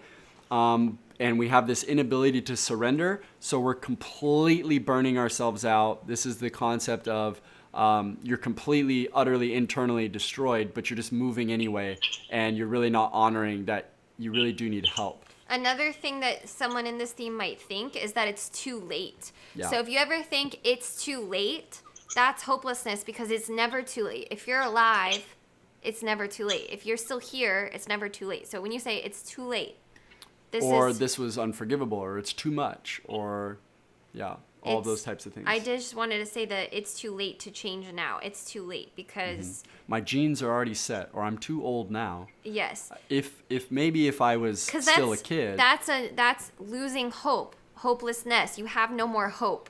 You don't think that the thing can change. You've given up on that, and now you feel hopelessness, and it's the person who doesn't change anything in their lives, but they still keep complaining and they wallow.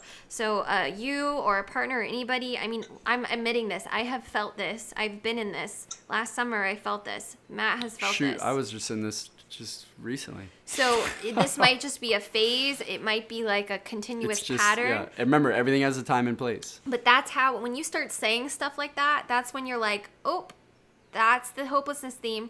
And the coping strategy is to ask someone else who's in a different vibration than you for help. Because hopelessness can't really get themselves out of hopelessness. You're in this theme. You're not really going to... I think someone's... can you guys mute your thingies? Press mute if you're not already muted. And I must hear myself. Okay, that's perfect. You can't get yourself out of this theme because you don't have the energy. So hopelessness lacks like life force energy. It's the person who cannot get out of bed. They feel depressed. It's just like they're not able to like do something different, but all they can do is wallow about it. All they can do is complain, and everyone around them is like, okay, all you're doing is complaining, and then you feel like a burden because you think people are sick of you because all you're doing is complaining, but it's because you don't have the energy to actually do something different. And that's why we say one of the strategies to get out of it is to ask for help, ask a higher power. This is like getting on your knees and like calling upon God. This is asking a family member or a friend, or reaching out to somebody who you wouldn't normally, and just being like, I've got nothing, I need help. Yeah, or just getting some sort of help, working with someone, this is like someone who's like, counseling. I can't fix this. Yeah, counseling, exactly. It's, it's any form of that where you're just like, I need help. Which leads to getting out of apathy and that person helping you to reconcile and get it into the feeling. Because what really is going on in apathy and hopelessness is you're not letting yourself feel. Which is the next one. The emotion. That is coming up from the loss or the change or the thing that's too big. It's so big you won't even let yourself feel it. And because you won't let yourself feel it, you won't let yourself heal, because to feel is to heal. And you're trying to avoid the feeling because you think it's too much. When really, if you would just let yourself be sad, you would let yourself grieve, you would let yourself be angry, you would let yourself, be pissed. Or whatever the thing is, that's what gets you out of the hopelessness. So you need to let yourself feel. So, okay, let's see what everyone is saying.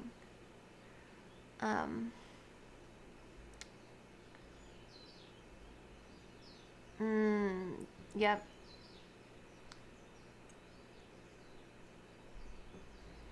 Can you be in many things all at once? Yes. Yes.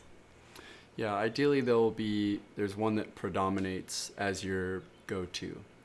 So the main thing with hopelessness is it just feels really overwhelming. To give you a really good practical example, like of the one I was referring to that I was just in recently, is I was so overwhelmed with my workload and the amount of responsibilities I took on that it was becoming utterly crushing to my soul. It was just so much. I was just ridiculously overcommitted. And after a month of pulling a lot of emotional weight in business and in relationship and in giving service, I was getting pulled from 1,000 different directions. And it was that sensation of biting off way more than you can chew.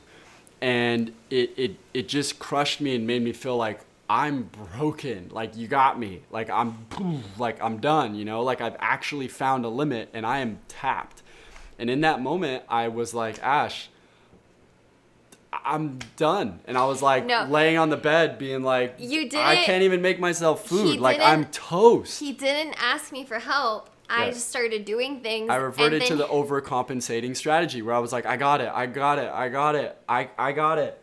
Yeah. And then eventually I started like helping him. And at one point you said, I didn't even think I could ask for help, which was hopelessness, because we think we're so overwhelmed. We don't even realize you can tell your partner, I can't do this. I need help. Or like, we don't even realize that's an option. We don't even think it's an option. Or like, ask. It's like we don't even think it like that we can ask for help. Especially if you take the overcompensating strategy like I did, which is to think that like you don't need help. That's actually what's blocking you from healing it. So, and as soon as I asked for help, my life got so much better. I had a bunch of uncomfortable conversations asking for help. And all of a sudden, my life improved in like a couple days because everyone was like, "Oh, yeah, of course, I could take that over. We'd love to help you with that." I'll drive that. Oh, geez, why are you carrying all that burden? I could totally do that for you. And I was just like, "Oh, all these months of no help." And so you could say ask for help, or you could say work on communicating your needs, because are you saying what you need? Because sometimes the overwhelm is that you know your needs are not being met in so many ways, and nobody else knows this because you're not saying anything to anybody, and you're just letting the overwhelm consume you. So we're gonna say, I know we. Okay, hold on. Okay. We need to ponder this for a moment. No, it's okay. Okay. We'll just pick up where we left off next week, and then we'll do the inner child processing of the last hour. Yeah, or we'll just we're kind of working that into it right now. No, we'll still do it. Okay. It will be okay. God's guiding. It was meant to be. So I wanna say the new narrative. We gotta. Let's do it. You're right. No, let's do it. I know. This is, if there's a couple people in here from our retreat, it's so good to see all your faces, but they know how it is because we couldn't stay on schedule for the life of us. Because when you're doing this work, it just kind of is what it is. It's like we can't move on from this. Like, and they were always like, they're just like, all right, we're staying here for a couple more hours, aren't we? We said we were doing this, and now because we just couldn't stay. But you know what? The result in doing it right, there's nothing like it. Okay. So it's kind of just is what it is. So we're gonna say we will keep you on time. We will try to keep you on time. I think we'll maybe try to get through one more. We don't want to end on hopelessness. We can't. Yes, we have to.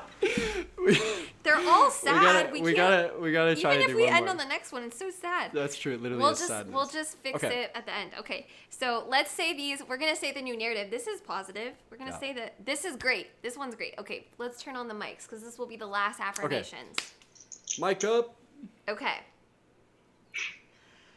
Woo. Okay. So the transcendence was we gotta let ourselves feel the emotion, whether that's anger, sadness. We want to let ourselves feel instead of just overcompensating or denying the overwhelm we feel.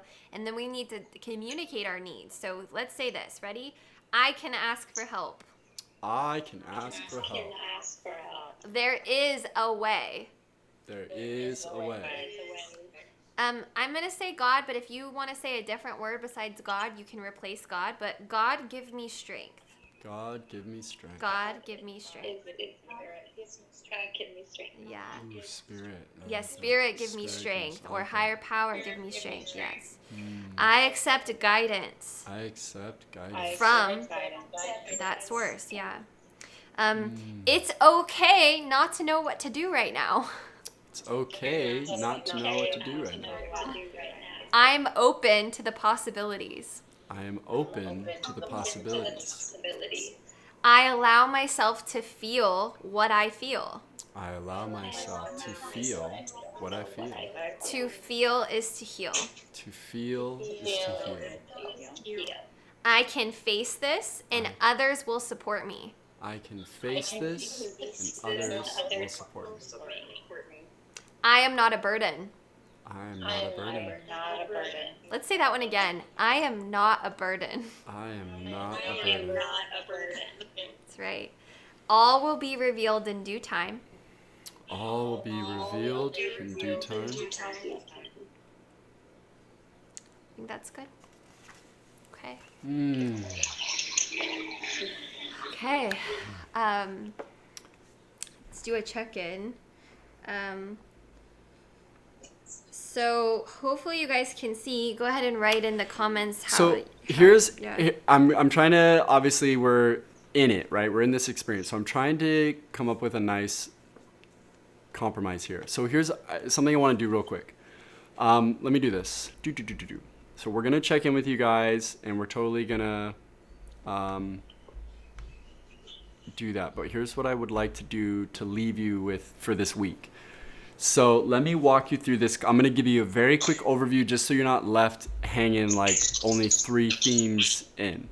So after hopelessness, it's allowing ourselves to feel the emotion of around whatever it is. If it's a painful choice, if it's a really crappy consequence, if it's a trauma, if it's, something that we're avoiding, if it's the loss of someone, it's allowing ourselves to feel that and then facing next the fear of life without that thing or the fear of the unknown. So what is going to happen now?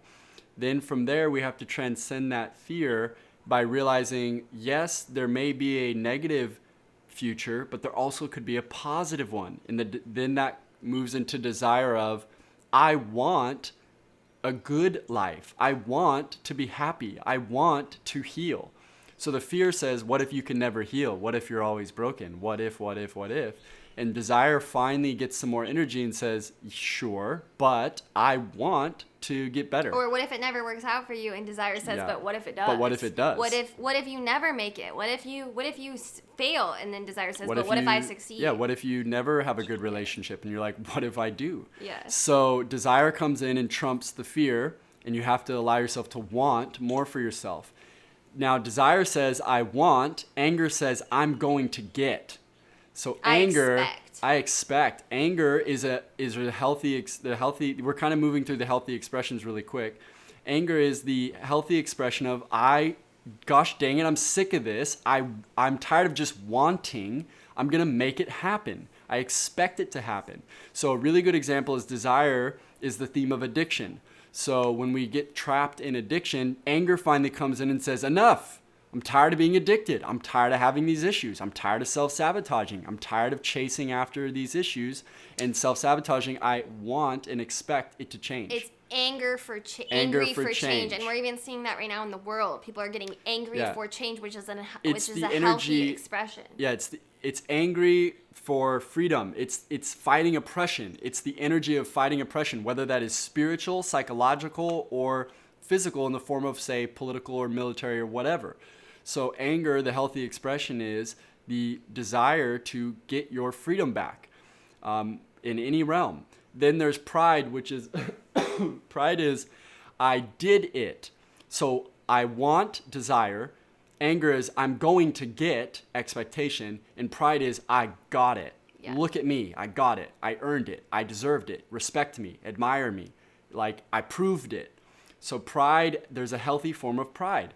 The healthy form of pride is, I did it. I climbed through all these themes of consciousness. I healed my shame. I faced my guilt. I looked at my hopelessness. I accepted my grief and sadness. I transcended my fear. I worked through desire and didn't become attached to it. I looked at my anger and I let go of my anger. And you know what? Hell freaking yeah. I earned it. I have worked my way to be proud of myself. And this is a big step that we tend to miss because in most spiritual communities, they talk down on pride. But if you just worked your ass off to heal all this stuff, yes, and yes, you should be proud of that. You should be proud that you faced all those demons. And we tend to skip that step and think that like, oh. But then we don't ever let ourselves feel good about ourselves. Yeah. So the healthy form of pride is to honor that you did your freaking work. Honor that like you do deserve to love yourself.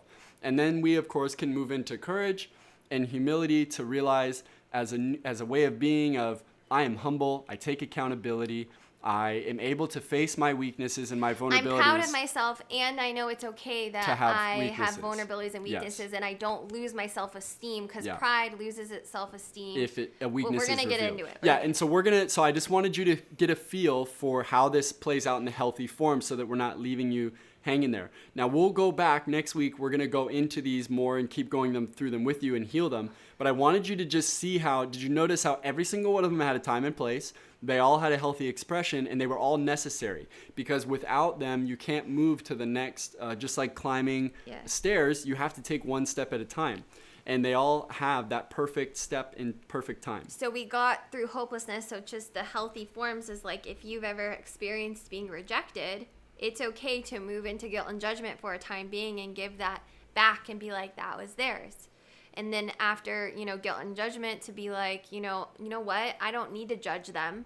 Universe will handle it, which then leads to that apathetic feeling of like, well, then what the heck? Like, is there any justice in this world? And then being there, and then you move in it. Well, I'm going to let myself feel the feeling, which is I'm actually sad. I'm actually angry. And then you go, it's like the 12-step program kind of in a way. Like you let yourself go through these until you arrive finally at love and freedom at the very top. But those are the last 2 weeks are the courage and up, which is going to be so much more liberating feeling than all of this. So well, to help you understand, we want to end obviously let's shift real quick into a higher state. So all these things we talked about today, you've all been commenting and noticing how you've seen these in your life, or if not your life, you've noticed it in other people or in the world. Guaranteed, right? We've all seen these feelings. Even if it's watching it in a show, you've seen it. And so we want to just honor that these are themes of consciousness, their energy patterns and their thoughts and their beliefs, and they're backed by our own mind supporting it. And so what we have to understand is how to unplug. The mind is a computer, so unplug the computer and stop arguing with the software. Just delete it, remove it, unplug it, reinstall. We are wiping the computer clean and putting some programs into it that actually will serve us. So all of these beliefs harbor pain and suffering. All these ones we're talking about right now, they're all the things that hurt us. They limit us. And so the best way to go about this is to remember that we are removing what is not true. These things are not true. These are not who you are. These are your not self. When they turn into habitual themes like we've been discussing, they hurt us. And others. And so most of us, every once in a while, we probably are doing the healthy expression, but most of us have experience with the unhealthy expression, the wounded expression. So along this healing journey, on this hero and heroine journey we're going to go on together, the goal here is to remember that none of this was true. None of this was you. Yeah. They were just experiences that were projected. And that is the most important thing to keep remembering, is that, let's come back to what I was saying in the beginning, is you are so loved. You are innocent. You are still that pure, perfect, beautiful soul. All this stuff is just layers. It's a facade. It is an illusion of your identity that your mind naively and very innocently accepted as itself. And remember, it did that out of a biological desire to learn the community. Oh, this is a traumatized community? Okay, I'm supposed to be traumatized to blend in with the community, right? It doesn't know what it's doing. It will adapt self-sabotaging thoughts, beliefs, perspectives, and behaviors in order to fit in with the herd concept, with the social animal. We are social creatures. So it's all very innocent. It's very naive. The mind doesn't realize that it's doing this. So today was all about meeting your mind and realizing that it does this. And I think it's important that we leave them with the spiritual will, monkey mind thing. So this week, as you go about this week, and when we check in next time, I just want you to start reflecting on these two things. There's your spiritual will, which is your sense of concentration. It's your sense of when you're mantraing and you're meditating and you're like fixed. Then there's the monkey mind. That is where actually a lot of people operate most of the time. It's all the chatter. That chatter and these thoughts are not actually who you are. It's all the thoughts we just read off that are like, this is how you identify this theme of consciousness. It's the autopilot response that is more of a program that you just immediately go to without a conscious decision of doing it. You just said it and you're like, whoa, I just said that. I just said I'm so stupid. It's like becoming aware that that's the autopilot response. Yeah, and understanding that these thoughts are not you. And that is something really interesting this week to start observing. What if these thoughts are not actually you? They're just thoughts. They're just like songs on a radio. They're passing and they're coming in waves. And if you actually don't participate with them, then they don't have to stick. The reason why we get so caught up in the pain and suffering of these themes is because we believe them. As you've noticed with especially these couple first lower ones, we think that's me. We think I am this. Mm-hmm. And that is the most important thing to let go of, is to realize, just let them pass. So this week, just start taking awareness, maybe jot it down, maybe start noticing these patterns, and maybe next week come to our next meeting with some ideas and thoughts, the things that came up, and you're like, what was this theme, or what's going on here? Or I noticed my mind actually jumps to this, this, and this when these things happen to me. So just this week, build awareness. Build awareness that your mind is always reflecting a theme of consciousness. Now, you're either getting that theme of consciousness from yourself or an influence. So it could be coming from a movie you just watched, a song you just listened to, a person you just interacted with, or something permeating in the collective consciousness. But it's always coming from somewhere, and you just want to start becoming aware. Kind of remove yourself from it for a second and just become a scientist with us for this next month, and just start observing and just be like, wow, after listening to that song, I now have a bunch of like certain theme of thoughts. Maybe lustful, maybe you want to go have a drink, maybe you want to get angry, maybe you're really prideful. Whatever the song was, it's going to elicit you to then hop into that theme. We call it entrainment. So you become entrained into it. You're like on the same wave. So just start being aware, and that's all this week. Just start to really take note of it. So we're going to end with just a quick breath, but I also want to tell you, you're going to get this book, a digital copy sent to you. But I do recommend, if you're a reader, like you like to touch, to just order this on Amazon, The Inner Work. Otherwise, you're going to get the digital copy. Yay! Seeing your books. And the homework is to read through part 1, because this book is supplementary to everything we're talking about, and you're going to get way more out of these workshops if you read this with the workshops throughout the week. So there's 4 parts, parts 1 through 4 in this book. So each week, if you read one part, then you'll get through the whole book, and it will really supplement everything we're doing. Yes, Jennifer, exactly. So when these thoughts have been showing up for so long, we start to think this is me and it's natural and this is just who I am. Mm-hmm. So, okay, let's end with the breath, and then we're going to stay on for Q&A if you guys have any questions. If otherwise, you can leave, but let's definitely close with an intentional breath together. And let's do 10. No, 11, because 11's better. We'll do 1-1. We'll do 11 blissful breaths, the big inhales and the big audible sigh exhales, and the big audible sigh exhales will just be like the release of all of this themes that we've discussed. It's just a complete letting go of a big, and we can turn on your audio so we can hear everybody's sighing out and a big release together. Yeah, and a big compassion for them, because you'll notice that they're just getting passed down and it's not personal. So 11 of these, we're going to let go. 11, okay? So here we go. You can have your hands on your heart if you want or whatever. And the inhale is you thinking about the truth of who you are, and the exhale is releasing everything you are not. All right? All right, let's begin. Take a big breath in.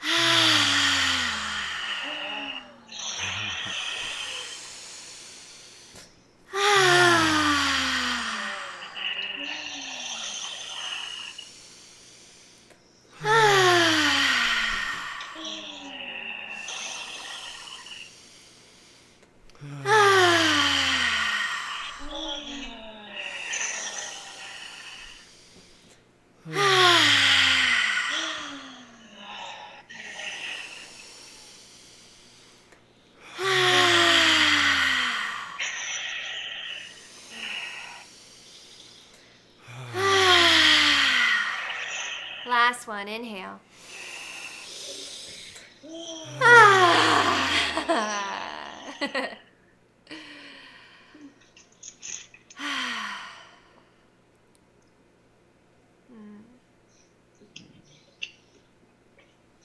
We love you all so much. Thank you so much for being here. And it's so good to see your faces and to connect. And we're going to stay on. So if you guys have any questions, just stay on and you guys can just talk through the mic and we'll connect even more. If you have to go, thank you so much. And then lastly, we will be emailing you the recording. And if you guys love this and you want to keep doing stuff like this, we encourage you to join the 200-hour online yoga teacher training, where you have literally 8 months of this, one of these every month. So that's, you can look at, and so much more. We'll send it in the email, but just this is a preview of that. So namaste, and we'll stay on for questions. Love you all. Love you. So if you guys have any questions, just go. or raise your or if you have a hand, story or anything like that. If you have to go, just go. Okay, 1 second. Who is that? Hold on 1 second. And go for it. Okay. Okay. Yeah. No, I think it was you, Jesse. Okay. So I get judgment and pride mixed up a lot. So maybe an example, like as I'm working through this, would be like guilt and judgment would be like, your beliefs are wrong, your spirituality is wrong, I'm right, you're wrong kind of a thing. And pride would be more like, you believe what you believe, I don't really care, but I want you to acknowledge how amazing and spiritual I am. Or like, I need you to see me, because otherwise I'm not validated. Yeah. So those two go hand in hand with each other, and they're just flips of each other. So here's the way you can look at it too: is guilt and judgment are really preoccupied with wrongness, whereas pride is really obsessed with rightness, epicness. So that's how they're flipped. They're the same concept, but one is self deprecation and one is self inflation. So pride is, look at how I'm the best, whereas judgment is, look at how I'm the worst. Look how wrong I am. And you're wrong and they're wrong. Whereas pride is like, I'm so much better or best than you. And so those are the differences. Super similar though, right? They're both the concept of judgment. Yeah, they're both the concept of judgment, but that's how you'll know the difference. Pride puts itself, when we get to the theme, we obviously didn't get to it today, but you'll see that Pride makes it about superiority. It makes it, I'm superior. So whereas guilt and judgment does not think that at all. It thinks I'm so wrong. Or guilt and judgment, there's projecting onto other people are wrong, which therefore makes them right. But it's usually not like, if it is I'm right, then it's pride. But if it's like you're wrong, God's gonna damn you, that's like guilt and judgment, because they're saying like you're wrong, you're wrong, you're wrong. But when as soon as it goes into I'm right, my way's the best, this is the only rightest way, then this it's is the right. one and only way. Exactly. Does that make sense, Jesse? Did that answer it? So much more sense. Yeah. Cool. Rightness, pride, wrongness, guilt and judgment. Yeah, that's a good way to put it too. Anybody else? Hi. How do you unpin? I think that I feel like I've never really gone through anger before, and I'm like just like kind of getting there. Or I think I have probably before, but now it's like really erupted more than anything. It's my whole crazy situation, and I don't know what to do with it. Like I feel like I kind of freeze up, and I just don't know. And then I feel guilty. And then, Right. The whole circle of like, so I'm not really sure where to go with How to let yourself feel anger? Is that what you're asking? Yeah, like, well, how do I? Then I feel bad. I feel guilty. Oh, I shouldn't be angry at them. I should be loving. Yeah. So it's just, I mean, literally happened like right before class. I actually resonate with that a lot, and I've actually been expressing my anger more recently. It's like I freaking blocked. I never blocked any people. I had to, in a way, to protect myself. Yeah, because before, like being non-confrontational is like so like better. To be non-confrontational is like you think you're being so loving, but really you're just repressing your anger, and like you're afraid of the response or repercussion or how you're gonna look or how you're not gonna be liked. You're not gonna be liked if you get angry. And even within our relationship, I was like never get angry at Matthew, and then like I don't know, this last year I've just been like telling him all my anger at him out of like he's like, who are you? And it's like I'm like because she's had enough. So the healthy expression of anger is when it's a boundary that you're done. You're done. You've had enough. So with me in my self-sabotaging behavior, Ash reached a point where she's like, I'm done. Like I expect this to change. And then I have to make the choice of, what am I going to do with that? And then that's when I have to be really honest and say, am I willing to change and snap out of this ridiculous attitude I'm in? Or am I going to stay in it and deal with the consequences of her being angry?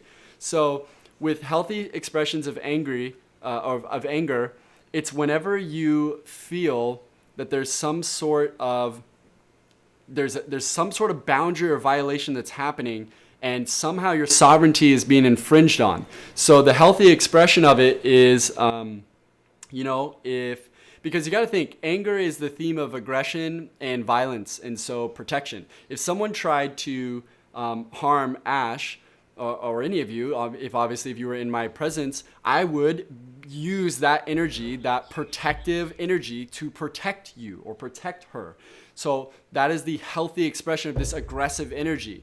So it's that concept of deep down, you don't need to feel guilty about it unless it's lashing on someone unnecessarily. So if I'm just angry and I come home frustrated from my work and then I just start dumping it all on her in the form of anger, that's the wounded expression. So the wounded expression is when you're harboring anger and you're not processing it and you're just lashing it out on people. But what you maybe are feeling that you mentioned is someone is violating you over and over and over again in the form of, even if it is on social media perhaps, and they're like just hitting you with really negative slander and negative comments, or really hurting your feelings with really vile statements. That is a healthy form of just like, no, you are not allowed here. Like there's a boundary, and I protect myself. And we feel guilty.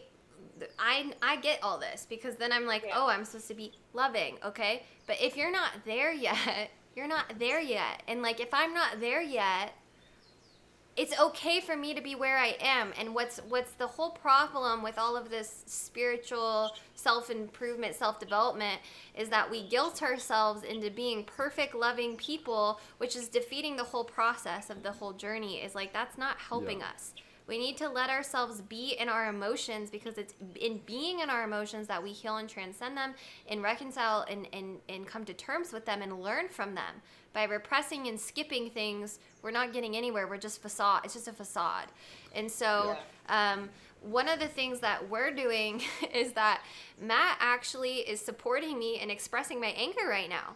Because I am freaking angry about a lot of things. And he's like, good, be angry. Tell me how you feel. Because I haven't told him how I felt for 6 years about certain things. So now he's like, tell me all about it. You have a right to be angry. And freaking A, I'm going to hold space for that.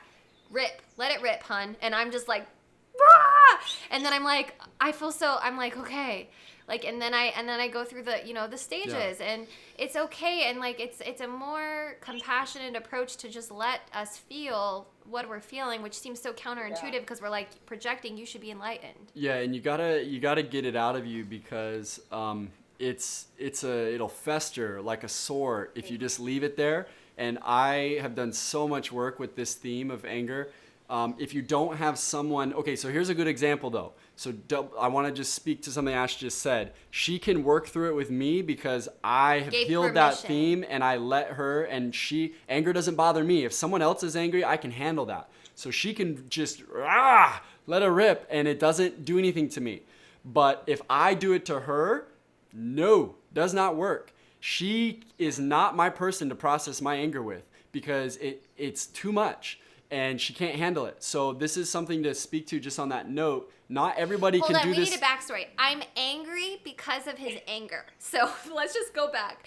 The reason why I'm so pissed is because Matt was working through anger for a year, and I was the punching bag, and I held space for him and never said anything for like a year, and then I just got all built up, and now I'm mad, and I'm like, boundary. Yeah. And so that's why I'm saying this, is because we learned it the hard way. This whole time, I should not have been processing that with her. No. So, for me, I don't know how strongly we feel about this, but I think it's pretty safe, is that ultimately I should have been processing that with another man, to be honest, just because the male, if I'm expressing all this aggression and anger towards her, just as a woman, naturally, she's like, oh my gosh, it's like terrifying. And it wasn't even about me. It's not even about her. It was about other things that I was just being the punching bag for. But just my aggressive male energy is maybe it's too traumatic to be around. So, but then I go deal with it with like in a men's group, and they're all like right there with me being like, yeah, bro, get it out, like yell it out. And it doesn't faze them. So I think what we're saying here is, there's two ways you can go about it. First is, yes, find someone who can process it with you. Let it rip, let it vent, let it get it out. Let it get out of you so that you can heal it. Let me say the one other thing. Or you do it by yourself. And that's what I've had to do a lot, which is I go into the car, maybe I yell, maybe I get a pillow and I just yell and let it out. Get the energy out of you so that it doesn't sit there and fester inside of you. The preface. Because when you have an anger and you don't preface to people that you are processing, then you're just projecting onto someone, and you're being like, you're taking it out on somebody. So what we are doing is I'm processing, I feel anger. Yeah. I'm not mad at you. Can you hold space for me? I just need to get this out. It's not like this blaming, like attacking. Yeah. This is not healthy. That's never healthy. It's I'm processing my anger. Is it okay for me to express myself in front of you or around you, or can you help me through it? Can you hold space for me? Not just like. And then she would say no. Yeah. So that's a good example of like, so with us, let's say I don't have my fellow brothers around to process with, because I do have men in my life where I know I could ask them and say, hey bro, I'm super angry about something. Can I process this with you? Can I get this out? And can you just like be a sounding board for me? And he'll be like, I've got a couple guys in my life, they'll be like, yeah, man, I got you. But if I ask her and she says, no, I can't do that, then I walk away and I need to go handle it myself. And so if you don't have someone to process with, you just want to get the anger out. by releasing it and understand once you get it out, you'll get to the core, what is really underneath it. But if you don't ever let it out, you'll never get to the core of it. And so the core of it is somewhere inside of you. You're getting frustrated about something. You're feeling something's getting violated. You're feeling like you're not being loved. You're not being seen. You're not being honored. You're not being something. Something is underneath there. There's a wound. Because my interpretation of anger from all the work I've done with it is that anger is just sadness in a very intimidating disguise. Yeah. So there's something underneath it all that I'm sad about. When I'm angry, deep down, something is bothering me, and I'm having a hard time just feeling it and letting it heal. So a lot of you are saying you understand this dynamic, and your sister, your husband, and now you're getting angry because that boundary is being crossed and you're being used as the punching bag or the relief of their anger. And what ended up happening with us and how we figured that out is eventually, because it's not like your sister's like mad at you or your husband's mad at you. Yeah. They're just taking it all out, and you're always being the one that has to be there for them. A lot of time my anger was never about Ash. No. All the time. It was like, is this even about you? Why is it bothering you? Is that we got to that conclusion of like, you have to ask permission. Because it feels violating. That if I am I able to, do I even have the energy and an emotional bandwidth right now to deal with you? Because when you just bomb on me, then what ends up happening is we get in a fight, because then I give it right back because I'm feeling overwhelmed because you just violated me. You didn't even ask if I could handle your anger right now. So now we're really attuned to like knowing we're charged and asking for permission. Because this is what he would end up saying is I would give him my feedback because he'd be acting angry, and I would tell him everything I think, and he'd say, I didn't ask. And I'd be like, you didn't ask, you're just going off on me, and I'm telling you what I think. And he'd say, you need a preface. And then finally I was like,